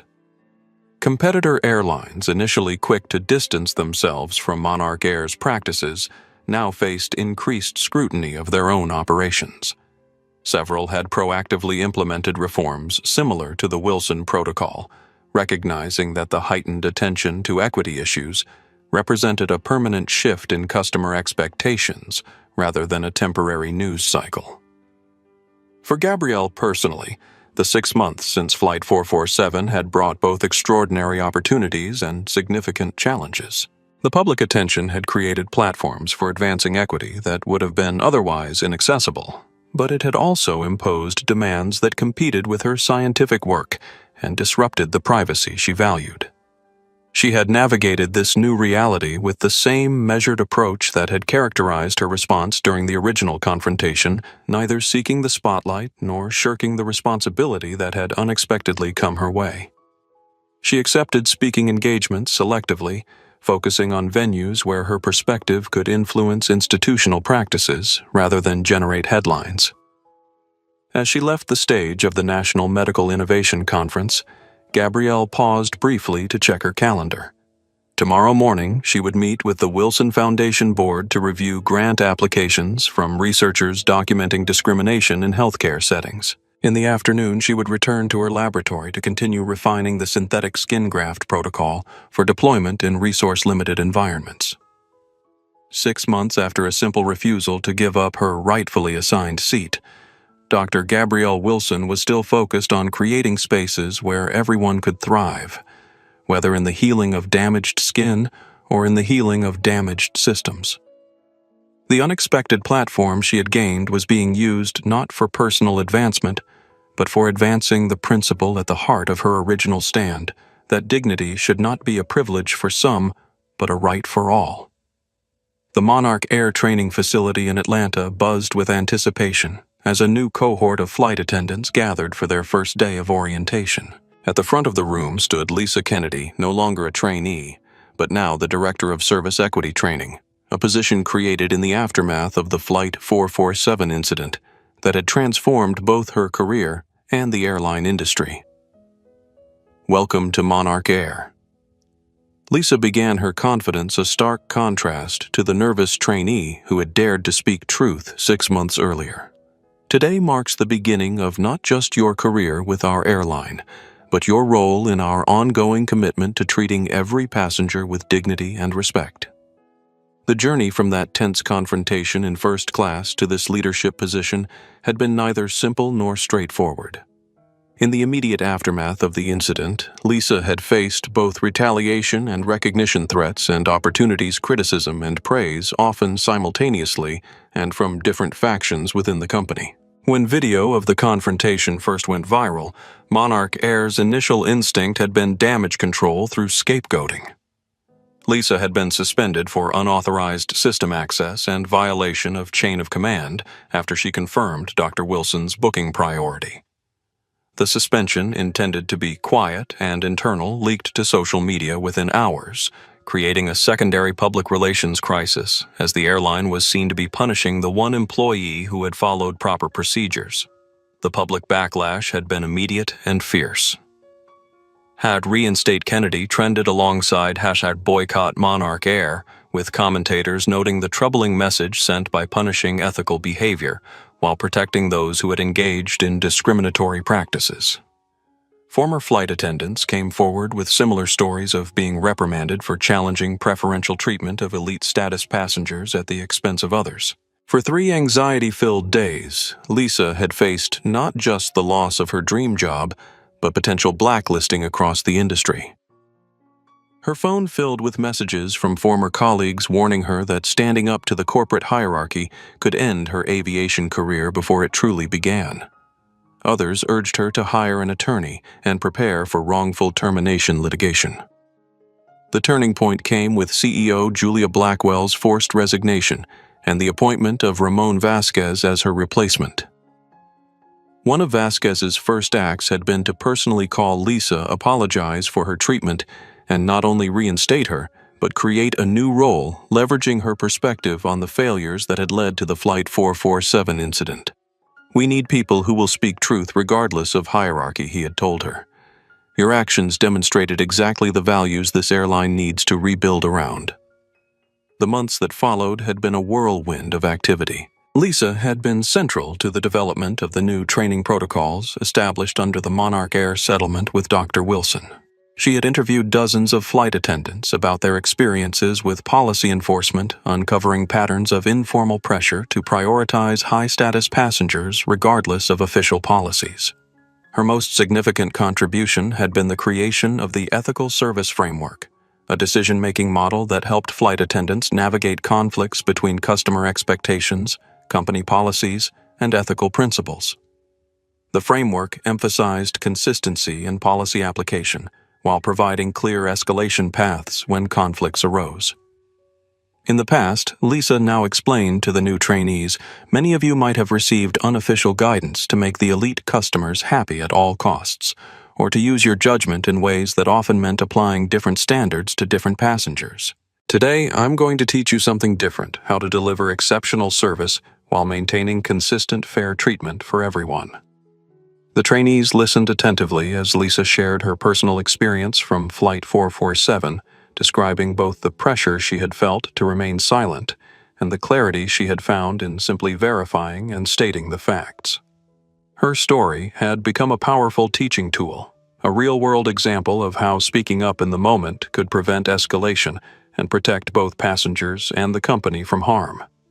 Beyond her role at Monarch Air, Lisa had emerged as a leading voice in the growing Flight Attendant Ethics Alliance, an organization she had co-founded with crew members from other airlines who shared similar experiences of being caught between official policies and unofficial expectations. The alliance provided resources, support, and advocacy for aviation workers facing ethical dilemmas in their daily interactions.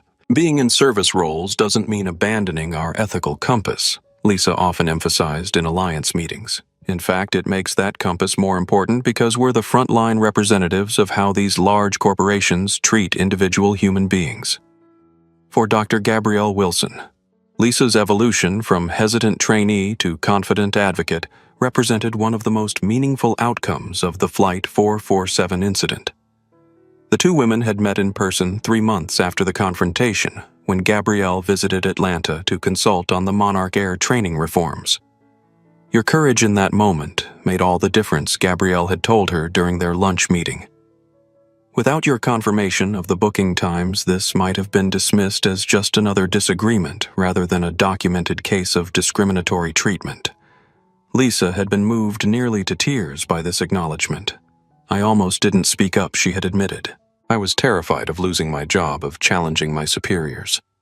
But something about watching how calmly you held your ground made me realize I couldn't stay silent.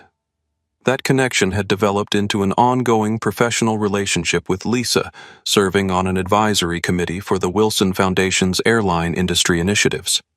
Their collaboration demonstrated the power of allyship across different positions and perspectives.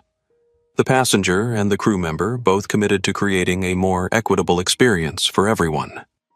Now, as Lisa guided her trainees through scenarios based on real-world service conflicts, she embodied the transformation that was gradually reshaping Monarch Air from within.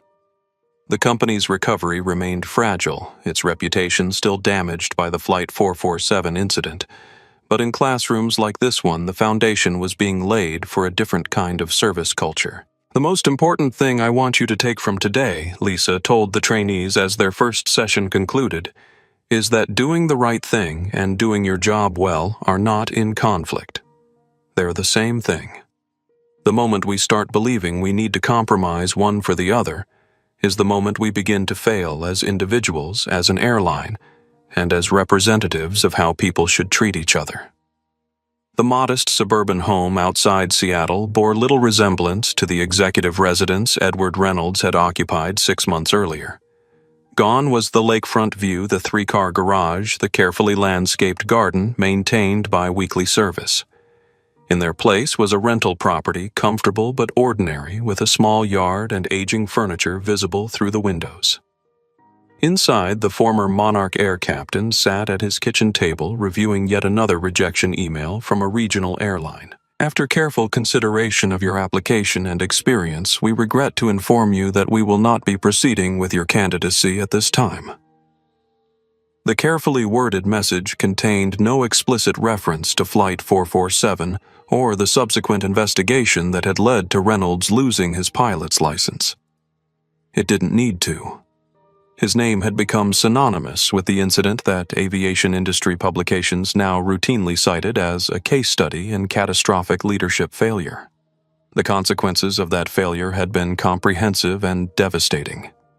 The FAA investigation triggered by the incident had uncovered a pattern of concerning decisions throughout Reynolds' career, not just the discriminatory enforcement of seating policies, but multiple instances of using his authority in ways that prioritized status over safety, efficiency over equity, and personal judgment over established procedures. Particularly damaging was the psychological evaluation that had been ordered as part of the investigation. The report had identified concerning rigidity in decision-making, resistance to external input, and difficulty acknowledging error traits that had directly contributed to the escalation of the Flight 447 confrontation from a simple booking discrepancy to a corporate crisis. Based on this evaluation and the documented pattern of judgment issues, the FAA had revoked Reynolds' air transport pilot license, effectively ending his flying career after 27 years. The decision had been upheld on appeal, with the review board noting that the responsibilities of aircraft command require not only technical proficiency but sound judgment, particularly regarding passenger safety and well-being. The professional consequences had been matched by personal and financial repercussions. Reynolds' wife of 20 years had filed for divorce, unable to reconcile the public exposure and financial collapse with the stable life she had expected. Their lakefront home had been sold to cover legal expenses and the settlement of civil claims. Former colleagues had distanced themselves, concerned that association with him might damage their own careers. Perhaps most painful was the estrangement from his daughter, Catherine Reynolds, a 24-year-old graduate student who had been horrified by her father's behavior as captured on the viral videos. Their relationship, once close, had deteriorated into tense occasional text messages and declined invitations for holiday visits. As Reynolds placed the rejection email in a folder containing dozens of similar messages, his phone chimed with a notification. It was an email from an unfamiliar address with the subject line, "Regarding Flight 447. Personal." His finger hovered over the delete button. He had received countless messages from strangers, most hostile or mocking, but something made him open this one. Captain Reynolds, you don't know me, but I was a passenger in row 8 on Flight 447 6 months ago. I witnessed the entire interaction with Dr. Wilson and have thought about it frequently since then. I'm writing not to condemn you further. You've faced more consequences than most would in similar circumstances, but to share a perspective that might be meaningful as you move forward. What struck me most during the incident wasn't just the poor decisions regarding Dr. Wilson's seat, but the missed opportunity those decisions represented. You had the chance at multiple points to simply verify the booking timestamps and enforce the airline's own policy fairly. That would have been the end of it, a minor delay resolved according to established procedures. Instead, what we all witnessed was the gradual hardening of an initial mistake into an inflexible position, one that became increasingly difficult to reverse as more authority was invested in maintaining it. I've reflected on this pattern because I've recognized it in my own life and work, the tendency to commit more deeply to a course of action, precisely because part of me recognizes it might be wrong. It's a common human failing, but one with particularly severe consequences for those in positions of authority. I don't know what your path forward looks like, but I believe that understanding why this happened beyond the superficial explanations of policy violations or bias might help you find meaning in an experience that has otherwise brought only loss. The most powerful learning often comes from our most painful mistakes. I hope that proves true for you. With respect for your humanity despite your errors, James Morales Reynolds read the message twice, then a third time. Unlike the hate mail he had received by the hundreds, this message contained neither absolution nor condemnation, only a thoughtful reflection on the human dynamics that had contributed to his catastrophic failure of judgment. The email prompted Reynolds to reach for a leather-bound journal he had begun keeping during the mandatory counseling sessions that had been part of his separation agreement with Monarch Air. In it, he had been working with varying degrees of honesty and insight to understand his own role in what had happened. Initial entries had focused on external factors, the pressure to maintain on-time departures, the unwritten expectations regarding elite passenger treatment, the lack of clear protocols for resolving seating disputes. Over time, and with the persistent guidance of his therapist, the reflections had gradually shifted toward his personal responsibility, the choices he had made at each critical juncture that had escalated rather than resolved the situation. Today, prompted by James Morales' email, he wrote about the moment when trainee flight attendant Lisa Kennedy had verified Dr. Wilson's earlier booking timestamp. He had dismissed this information not because it was irrelevant, but precisely because it challenged the decision he had already committed to. His authority, once invoked, had become more important to maintain than the facts of the situation. This pattern, the prioritization of authority over accuracy, of consistency over correction, had defined not just the Flight 447 incident, but much of his approach to command throughout his career. It had served him in some contexts, creating clear chains of decision-making in operational situations, but it had ultimately destroyed him when applied to a situation that required flexibility, humility, and the willingness to acknowledge an error. As Reynolds continued writing, his phone chimed again with an incoming text message from his daughter, Catherine.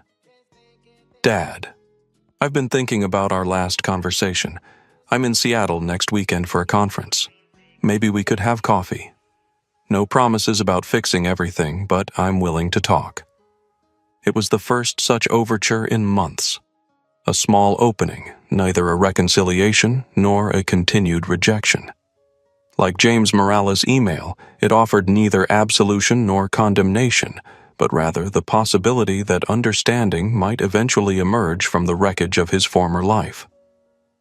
Reynolds typed a simple reply, "I'd like that very much. Thank you for reaching out." Later that evening, as he prepared for bed in his quiet rental home, Reynolds noticed an envelope that had been slipped under his front door. It contained a single sheet of paper with a handwritten note. "Captain Reynolds, you won't remember me, but I was your first officer on a Denver-Seattle route about 5 years ago.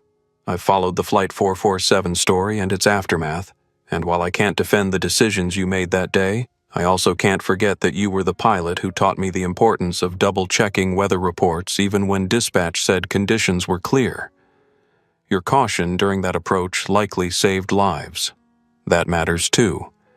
If you're interested in exploring non-flying aviation roles, my brother's company is looking for a safety consultant with operational experience. It's not commanding a 787, but it might be a way to use what you've learned, all of it, including the hardest lessons, constructively. His card is enclosed if you want to follow up. Michael Bennett." Reynolds held the note for a long moment, unexpected tears blurring his vision. After months of unmitigated consequences, professional, financial, personal, this simple acknowledgement of his humanity, of the complexity that existed beyond the viral moment that had defined him, felt like the first breath after being underwater. The former captain had no illusions about his future. His days of flight deck command were over. His marriage was finished. His reputation would forever be linked to one catastrophic failure of judgment. The consequences of his actions would follow him for the rest of his life. But in these small moments, a thoughtful email from a former passenger, a tentative text from his daughter, a handwritten note from a colleague who remembered more than just his worst moment. There was the suggestion that consequences, however severe and deserved, were not the end of the story. There remained the possibility of understanding, of growth, perhaps even of contribution in a different form. Reynolds placed the safety consultant's business card on his bedside table. Tomorrow, he decided he would call. Not because he deserved a second chance, but because the hard-won insights from his failure might yet serve some purpose beyond his own reckoning. 1 year after the Flight 447 incident, industry leaders, regulatory officials, and consumer advocates gathered at the National Aviation Policy Conference in Washington, D.C. for a panel titled "The Wilson Standards Transforming Passenger Rights in Commercial Aviation." The large conference room was filled to capacity with attendees ranging from airline executives to civil rights attorneys to travel journalists. The panel moderator, respected transportation analyst Eleanor Park, opened the session with a striking statistical overview. In the 12 months since what's now commonly called the Wilson incident, we've seen a 73% reduction in formal discrimination complaints across major U.S. carriers. Passenger satisfaction scores regarding fair and equal treatment have increased by 28 percentage points. And perhaps most significantly, the transparency indexes we track regarding policy enforcement consistency have shown improvement across every major airline. These metrics quantified what industry insiders and frequent travelers had already recognized: a fundamental shift had occurred in how airlines approached passenger rights policy enforcement and equitable treatment. What had begun as a crisis for one airline had catalyzed an industry-wide revolution in practices, policies, and priorities. The most visible manifestation of this revolution was the formalization of the Wilson Standards, a set of principles originally developed as part of Monarch Air's settlement with Dr. Gabrielle Wilson, but subsequently adopted by airlines worldwide as both a practical framework and a marketing advantage. Atlantic Airways CEO Thomas Mitchell, speaking on the panel, explained the business case for embracing these standards. Initially, many airlines viewed this as primarily a reputation management issue. But what we've discovered is that consistent policy enforcement actually reduces operational costs by eliminating confusion, preventing escalations, and building passenger trust. Doing the right thing turns out to be good business. The core elements of the Wilson Standards had evolved from the original settlement terms to include transparent policy hierarchy, clear, publicly accessible documentation of how potentially conflicting priorities, booking time, loyalty status, accessibility needs would be weighted in operational decisions, consistent enforcement metrics, regular audits of policy application across demographic groups with results published publicly and incorporated into executive performance evaluations, accountability infrastructure. Independent passenger advocates empowered to intervene in real time when discrepancies in treatment were identified. Compensation. Proportionality. Standardized formulas for passenger compensation. When operational needs required, changes to confirmed arrangements designed to reflect the actual inconvenience experienced rather than the passenger's status or perceived value. Implicit bias training. Comprehensive evidence-based programs for all customer-facing staff focused on practical decision-making scenarios rather than theoretical concepts. The Federal Aviation Administration and Department of Transportation had reinforced these industry-led changes with enhanced regulatory oversight. Assistant Secretary for Aviation Consumer Protection, Daniela Rodriguez, another panelist, outlined the new regulatory framework. Following the recommendations of our Equity in Commercial Aviation Task Force, we've implemented mandatory reporting requirements for all involuntary passenger relocations with demographic data that allows us to identify potential patterns of discriminatory enforcement, Rodriguez explained. Airlines now know that selective policy application won't just risk viral incidents, but will trigger regulatory scrutiny. Technology had played a crucial role in this transformation as well. Most major carriers had implemented real-time tracking systems for seating assignments and changes accessible to passengers through mobile apps.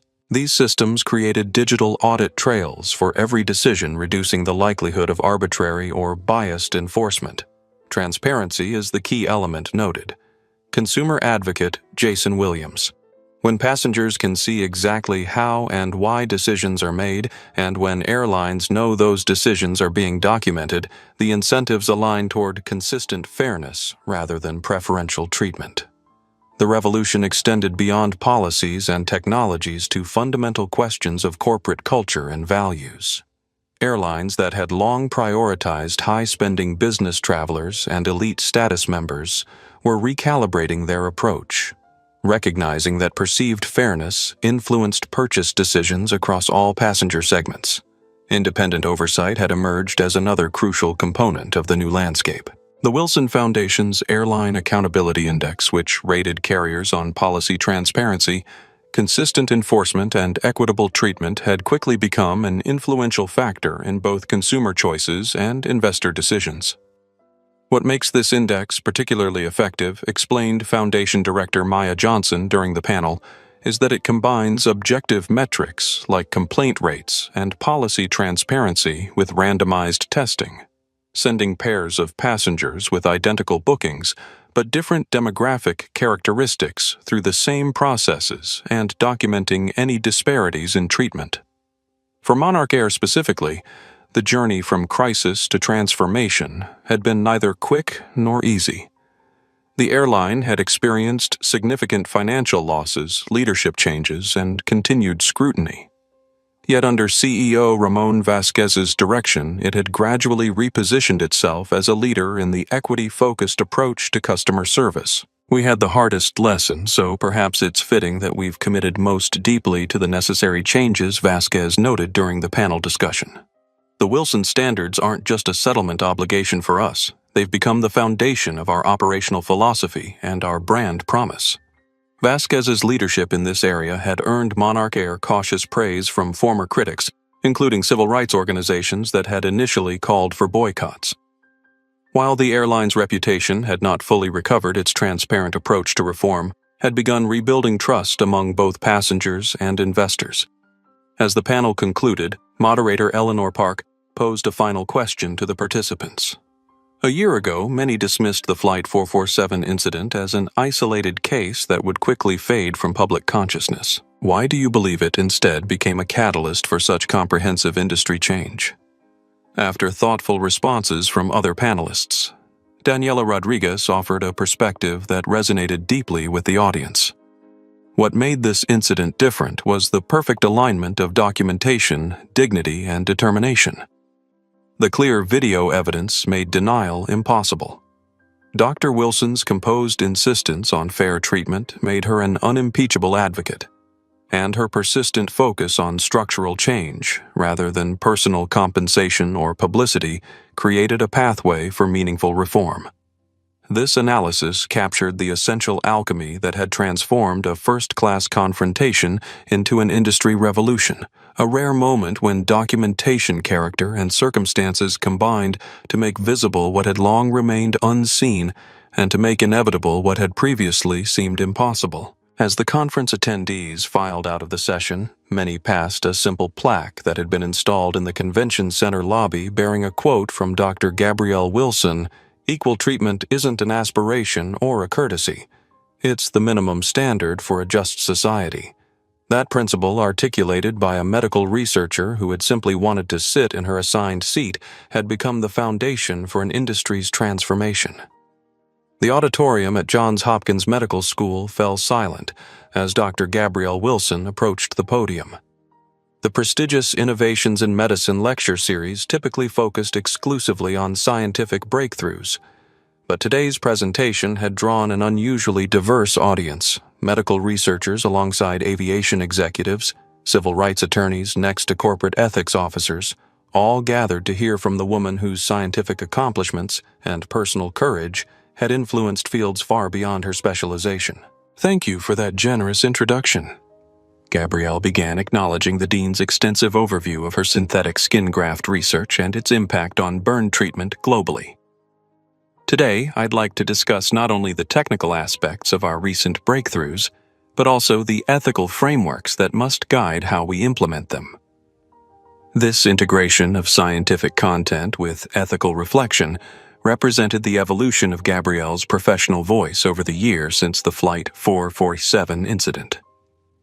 While her research had always been characterized by rigorous methodology and clinical precision, she now explicitly addressed the human dimensions of medical innovation, particularly how advancements in treatment could either reinforce or reduce existing inequities in healthcare access and outcomes. "Our team has achieved a 94% reduction in rejection rates and a 65% decrease in recovery time." She continued, displaying slides showing cellular integration between the synthetic graft material and human tissue. But the most significant advancement may be the simplified application protocol that makes this treatment viable in settings without specialized burn units or extensive support infrastructure.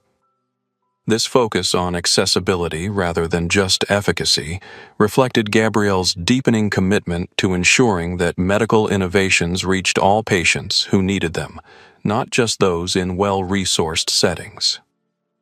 Her research team had dedicated substantial effort to adapting the technology for use in field hospitals, rural clinics, and developing regions where advanced burn care had previously been unavailable.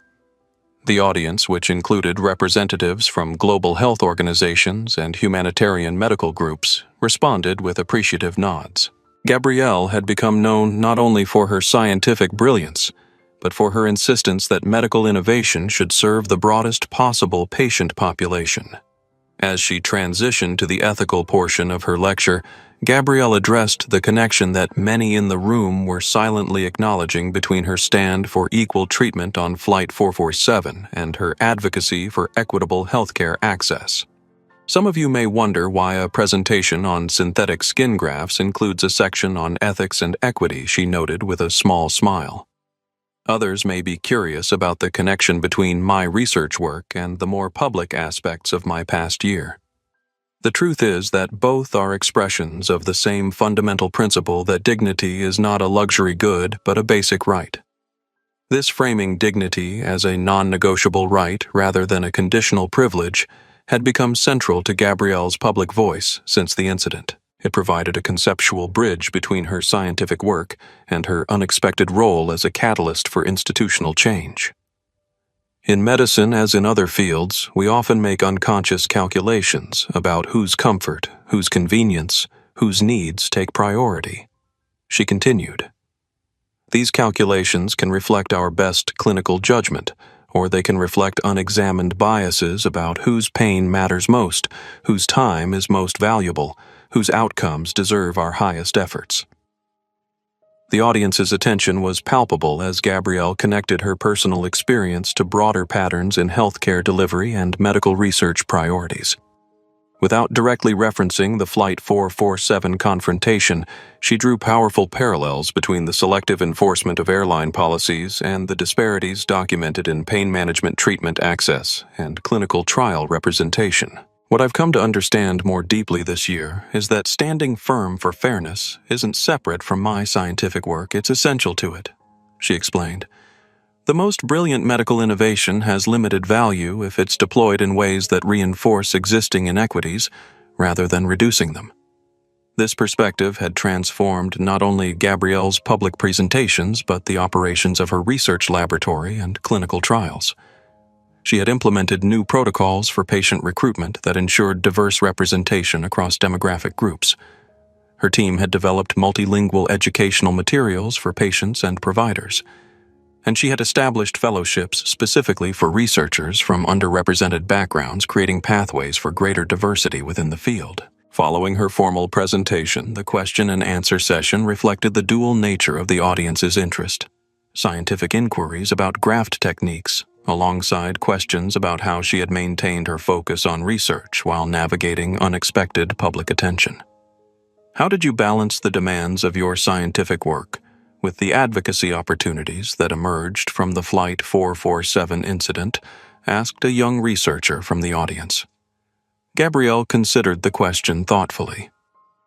I never viewed them as separate or competing priorities, she responded. My commitment to advancing burn treatment and my insistence on equal treatment in public spaces come from the same core values: the belief that everyone deserves dignity, that systems should serve people rather than the reverse, and that standing firm for these principles is worth temporary discomfort. This integration of personal experience with professional purpose had been central to Gabrielle's journey over the past year. Rather than compartmentalizing the Flight 447 incident as an unfortunate disruption to her scientific career, she had incorporated its lessons into her approach to research mentorship and institutional engagement. The impact of this integrated perspective extended beyond her immediate professional circle. Younger scientists, particularly women of color, had reached out to express how her example had influenced their own approaches to navigating academic medicine and research environments. Medical school ethics curricula had incorporated case studies based on her experiences, using them to explore questions of advocacy, professional identity, and institutional change. As the lecture concluded and Gabrielle accepted the extended standing ovation, she reflected briefly on the unexpected path of the past year. The Flight 447 confrontation had not been something she sought or welcomed. It had brought challenges, disruptions, and unwanted attention. Yet it had also created opportunities for influence and impact that might otherwise have been unavailable. More importantly, it had deepened her understanding of how individual actions, whether in a first-class cabin or a research laboratory, could catalyze institutional change when they exposed contradictions between stated values and actual practices, between policies on paper and policies in application. This understanding had transformed not only her public voice, but her sense of purpose and possibility. The synthetic skin graft technology remained her primary professional focus, with promising clinical trials continuing to demonstrate its potential to transform burn treatment worldwide. But alongside this scientific mission, she had embraced a broader role in advancing equity across multiple spheres: healthcare, transportation, public accommodation, and beyond. It wasn't a role she had anticipated or initially welcomed, but like the unexpected research findings that sometimes led to the most significant scientific breakthroughs, she had come to recognize its value and importance, not despite its deviation from her planned path, but because of the new perspectives it had revealed. Exactly 1 year after the Flight 447 confrontation, Dr. Gabrielle Wilson settled into Seat 3A on Monarch Air Flight 447 from JFK to LAX. The symmetry was intentional. She had specifically chosen this flight, this airline, and this seat as a personal milestone in a journey that had extended far beyond air travel. The Monarch Air terminal experience had been noticeably different from a year earlier. Check-in agents made consistent eye contact with all passengers regardless of their appearance or status. Boarding announcements emphasized the airline's commitment to consistent application of policies for all travelers. Digital displays highlighted the Wilson Protocol for resolving seating disputes with transparent criteria, prioritizing booking timestamp over status considerations. As Gabrielle boarded, she was greeted by a flight attendant whose nameplate identified her as Teresa Martinez, Service Equity Lead, one of the new positions created under the settlement agreement. Teresa's recognition was immediate but professional. "Dr. Wilson, welcome aboard. We're honored to have you with us today," she said, maintaining the same courteous tone she had used with previous passengers. Taking her seat, Gabrielle noted other changes implemented since her last Monarch Air flight. Each seatback displayed a QR code linking to the airline's transparent policy documentation and reporting system for perceived disparities in treatment. The safety video included a brief segment on the company's commitment to equal respect and consistent service for every passenger. The in-flight magazine featured an article on the Wilson Foundation's latest research on equitable practices in commercial services. As other passengers boarded, several recognized her, some from news coverage, others from her medical research publications, still others from her more recent speaking engagements on institutional change. Their reactions ranged from subtle nods of acknowledgement to discreet thumbs-up gestures to direct expressions of gratitude. "Your stand made a difference," whispered a middle-aged woman as she passed Gabrielle's seat. "My daughter wrote her college essay about watching that video and what it taught her about dignified resistance." A flight attendant approached with the traditional pre-departure beverage offering. "Dr. Wilson, would you prefer champagne water or orange juice?" "Water, please," Gabrielle replied with a smile. "And thank you for asking everyone the same question in the same way. I noticed that earlier. It's a small thing, but important." The flight attendant nodded, understanding the significance of this observation. "It's part of our standardized service protocol now. Everyone gets the same options presented the same way, regardless of status or appearance. It seems obvious in retrospect, but it actually required rewriting all our training materials." As the boarding process continued, Gabrielle reflected on the complex journey of the past year. The initial confrontation had led to the settlement agreement, which had catalyzed the Wilson Protocol, which had inspired similar reforms across the industry, which had ultimately resulted in the noticeably different experience she was having today on the same flight in the same seat 1 year later. The journey had not been without challenges. There had been backlash from those who viewed her stand as an overreaction or attention-seeking. There had been endless demands on her time from media outlets, conference organizers, and advocacy groups. There had been the delicate balance of maintaining focus on her scientific research while engaging with the broader implications of her experience.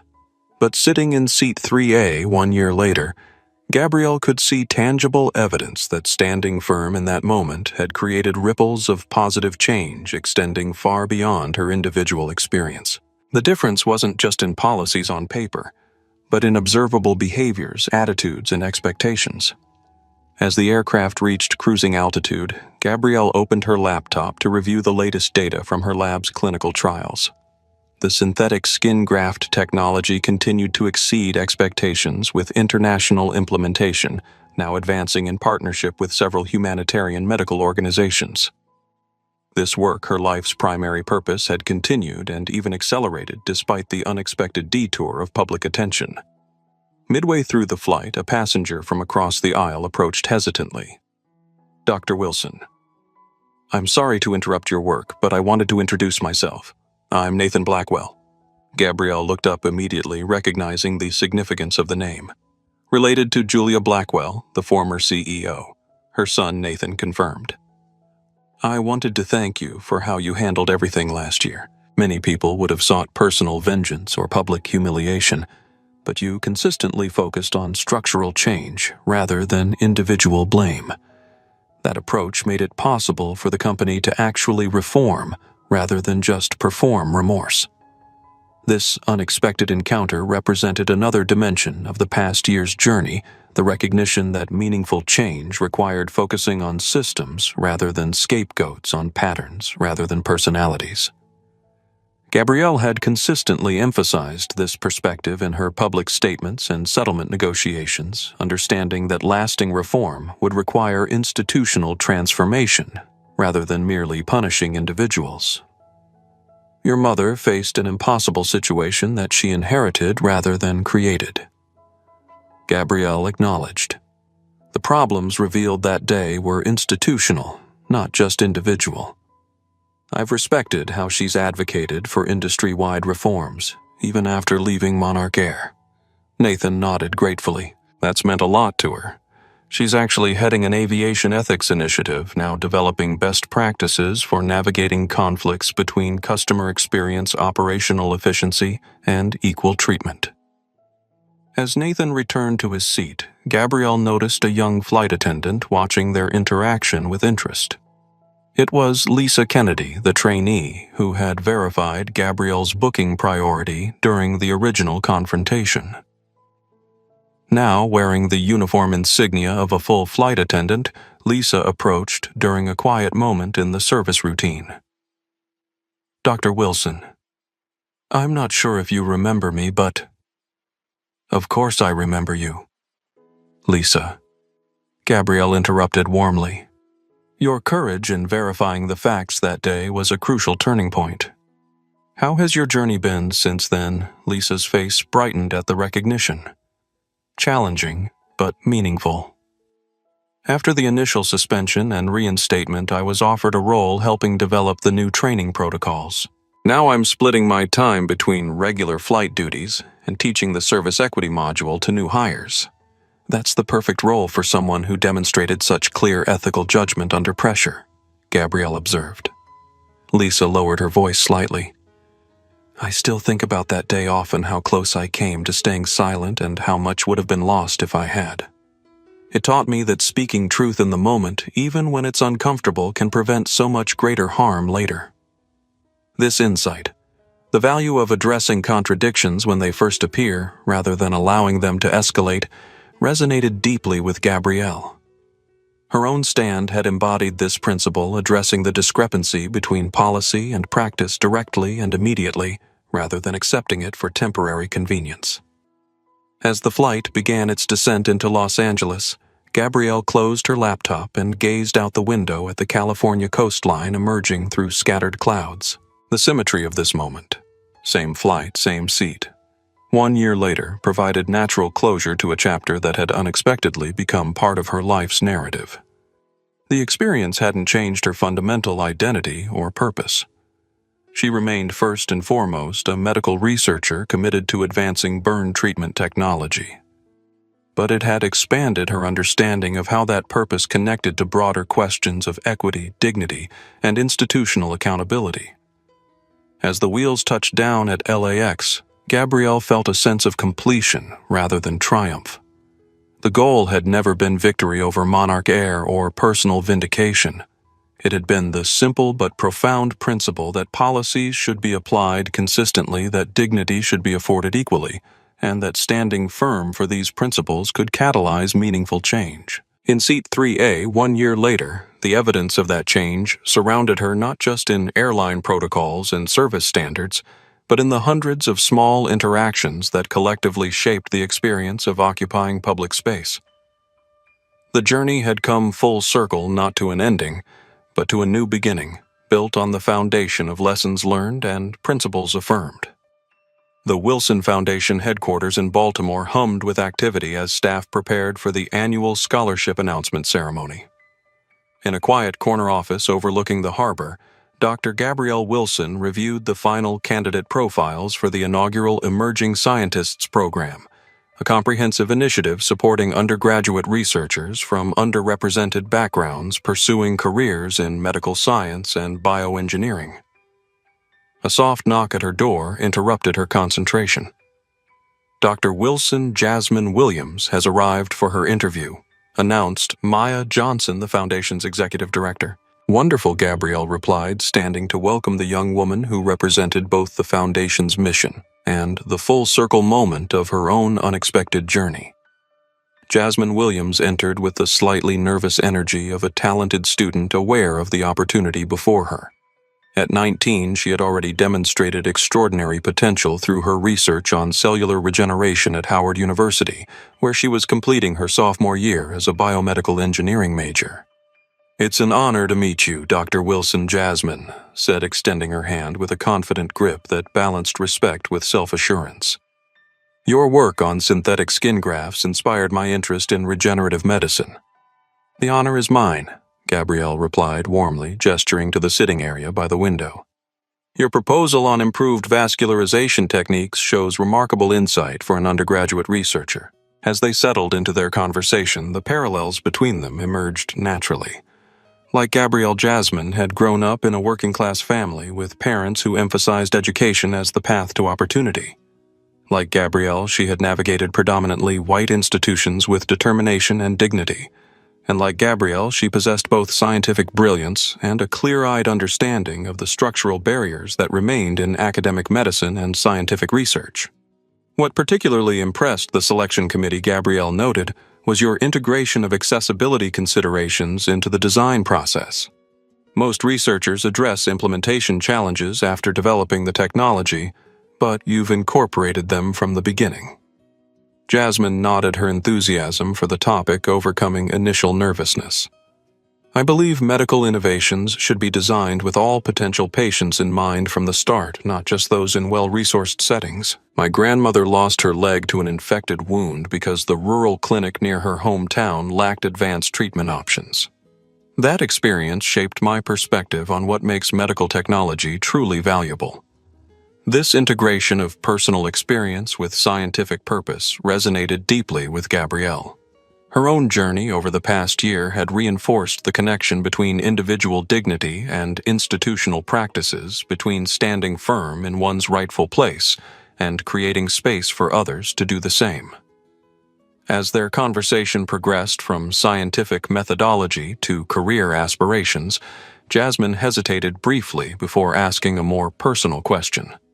"Dr. Wilson, may I ask about something beyond my research proposal?"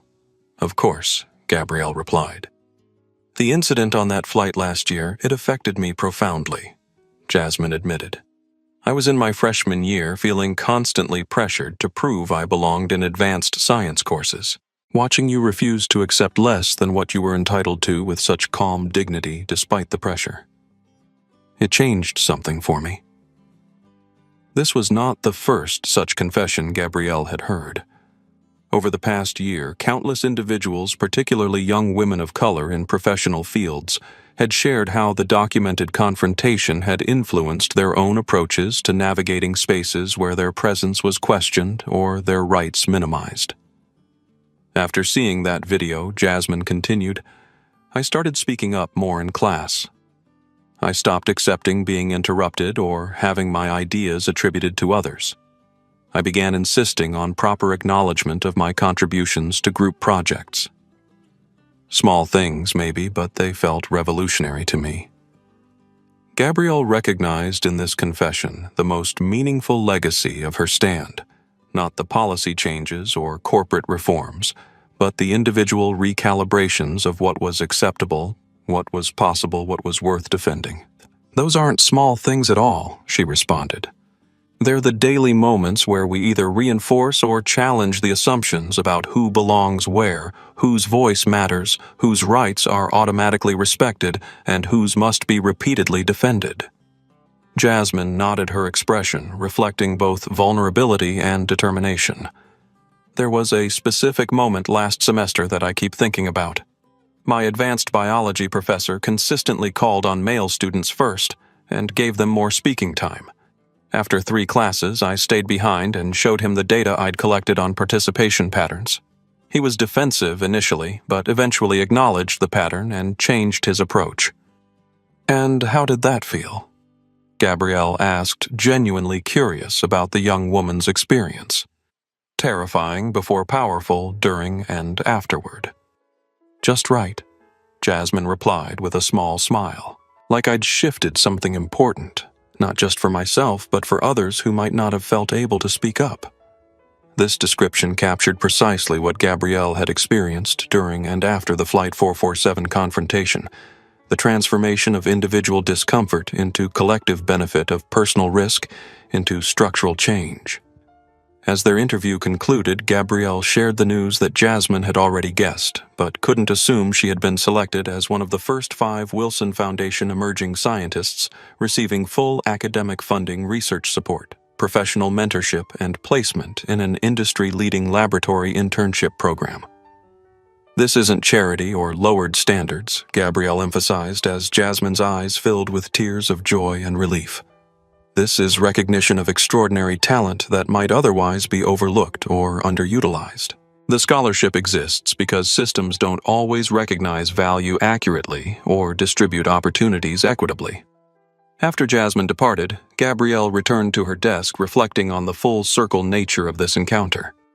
The young scientist represented both the purpose behind her original stand on Flight 447 and the purpose that had defined her career long before that incident: creating and protecting spaces where talent could flourish regardless of background, where dignity was afforded equally to all, where standing firm against arbitrary limitations could open possibilities for others. Looking out at the harbor where ships moved steadily toward distant horizons, Gabrielle thought about the unexpected journey of the past year. What had begun as a simple refusal to accept less than what she had rightfully purchased had evolved into something far more significant, a catalyst for examining and reforming practices that had long gone unquestioned, a demonstration of how individual dignity could translate into institutional accountability. The Wilson Foundation. The industry reforms, the ongoing legal and regulatory changes, all of these had emerged from that single moment of quiet, determined resistance. Not because she had sought attention or impact, but because she had simply refused to accept treatment that contradicted both stated policies and basic principles of fairness. As she turned back to her desk to continue reviewing candidate profiles, Gabrielle reflected on what she had told Jasmine during their conversation, words that encapsulated the essential lesson of her unexpected journey. Sometimes the most revolutionary act is simply refusing to be moved from the space you have rightfully earned, not with anger or aggression, but with calm certainty that dignity is not negotiable. That single act of standing firm can create ripples that eventually change the shape of the shore.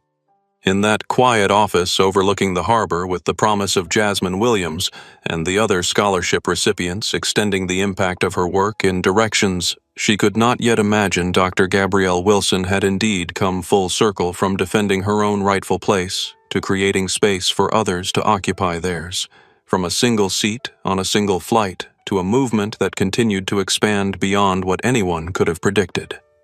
The journey had not been one she sought or anticipated, but it had revealed possibilities for change that might otherwise have remained invisible, proving that sometimes the most powerful response to injustice is not dramatic confrontation, but simply standing still, holding one's ground and insisting that dignity is not a privilege for some but a right for all. This powerful story reminds us that sometimes the most profound changes come from ordinary moments of extraordinary courage.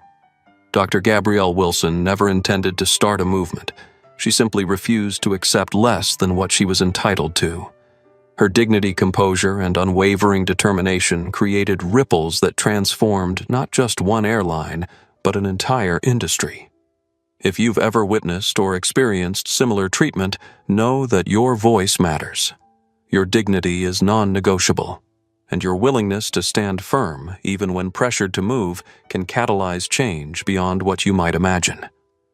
If this story resonated with you, please hit the like button and subscribe to our channel. Your support helps us continue sharing these important narratives that expose injustice and celebrate the power of principled resistance. Share this video with someone who needs to hear that they too can hold their ground with grace and determination. Remember, sometimes the most revolutionary act isn't raising your voice. It's refusing to be moved from the space you've rightfully earned. Тебе подарок, да? Подарок. О! Это же новая машина. Спасибо. Вот это может быть. А вот это дует? Тоже машина, да? Верина. Ну это если дома убраться. Верина. Вот. Сейчас я тебе нахуй Это сделаю. пылесос. Это пылесос. Вот. Насадка у него там лежит. Как пылесос? Вот так? Вот. Ренат. Понял. Разбить ты еще здесь. Я Я положил вот. Я не разбил ничего. Спасибо большое, брат. Давайте, удачи. До свидания. Увидимся еще. Давай, Рошан, я сейчас напишу. Да, увидимся. Давай. Рашат, поехали. Рашат на связи. Маньёк.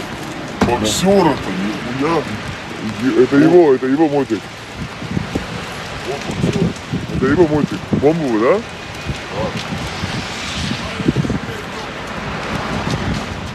Блять, как холодно. Хочу мясо. Хочу.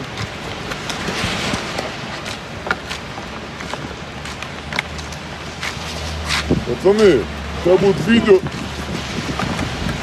Что? Можно сфоткаться. Холодно.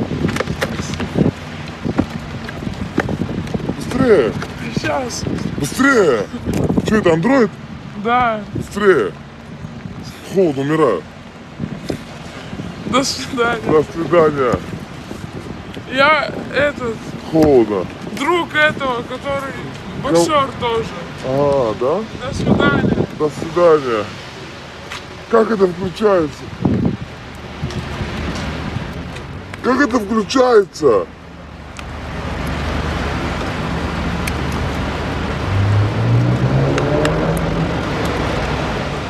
Блядь.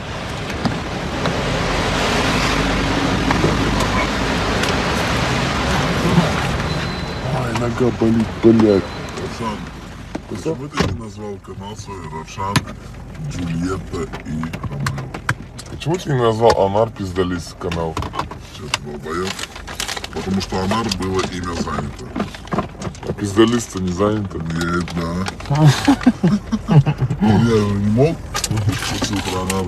Держи, поставь на пол. А вот этот что, не может? У тебя там ММД пауэрбанк. CS, он что, крутой, что ли, думаешь? Пауэрбанк у тебя. Самый сильный, думаешь, самый крутой? Это так не работает. Запомни. А как работает? Вот так, бетон, скажи, как это работает. Ладно, могу я постримить, если что. Блять, он Сейчас какой, вообще сука, не вафля вариант ебаная, газовать блядь. тебе. Как не вариант газовать? Надо Талова газовать, похуй. Мне туда страшно. Ужас. Не вылезу там. Не бывает так, у кого сила, то ты прав, Амирхан. Люди все равны. Равны. Я, Равшан, ты, бетон. Ну ладно, с бетоном ладно, похуй. Да. Сука, бетон, бля, подставил мне. Воров. Что? Нихуя у него, ебать, заставка. Не, ну здесь сюда-то лучше не показывают. Там номера интересные. Там походу понял реально. Ага, понял. Больше не надо. Нихуя у вас прожектор. Вау, я тогда 0,5 включаю, потому что, так 0,5 лучше. На лысо Амирхана. А ты лысый очень будешь, да, некрасивый? Не, он наоборот ему идет. Страшный? Ну, типа, агрессивная, понял? Агрессивная форма, да? Вот это. Если ты меня увидишь, ты чуть-чуть Чё? на другую дорожку перебежишь. На какую? На ту самую? На ту Которая в клубах, в туалетах?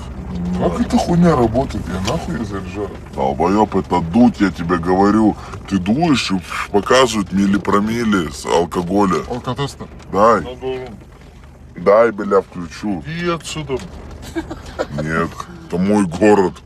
Я в своем городе. Это ты твой вот что город. здесь делаешь? Ты кинул Да, город. нет. Ты этот город кинул давно. Сюда, да? Я считаю до 3. Если ты не даешь, мы прямо сейчас выходим. Я набираю полицию, она тебя забирает каталажку. Я умоляю, дай ему один раз. Ты меня уже достал. Сознанием. Подержи. Ничего, тихо, тихо. Спина, братан. Спина. Все, очень сексуально закалил. Я сдаюсь! Подожди, браслет там, браслет. очень дохуя стоит. Не, братан, я сейчас, ты думаешь, это что, это мои рядом сразу? Я не такой простой.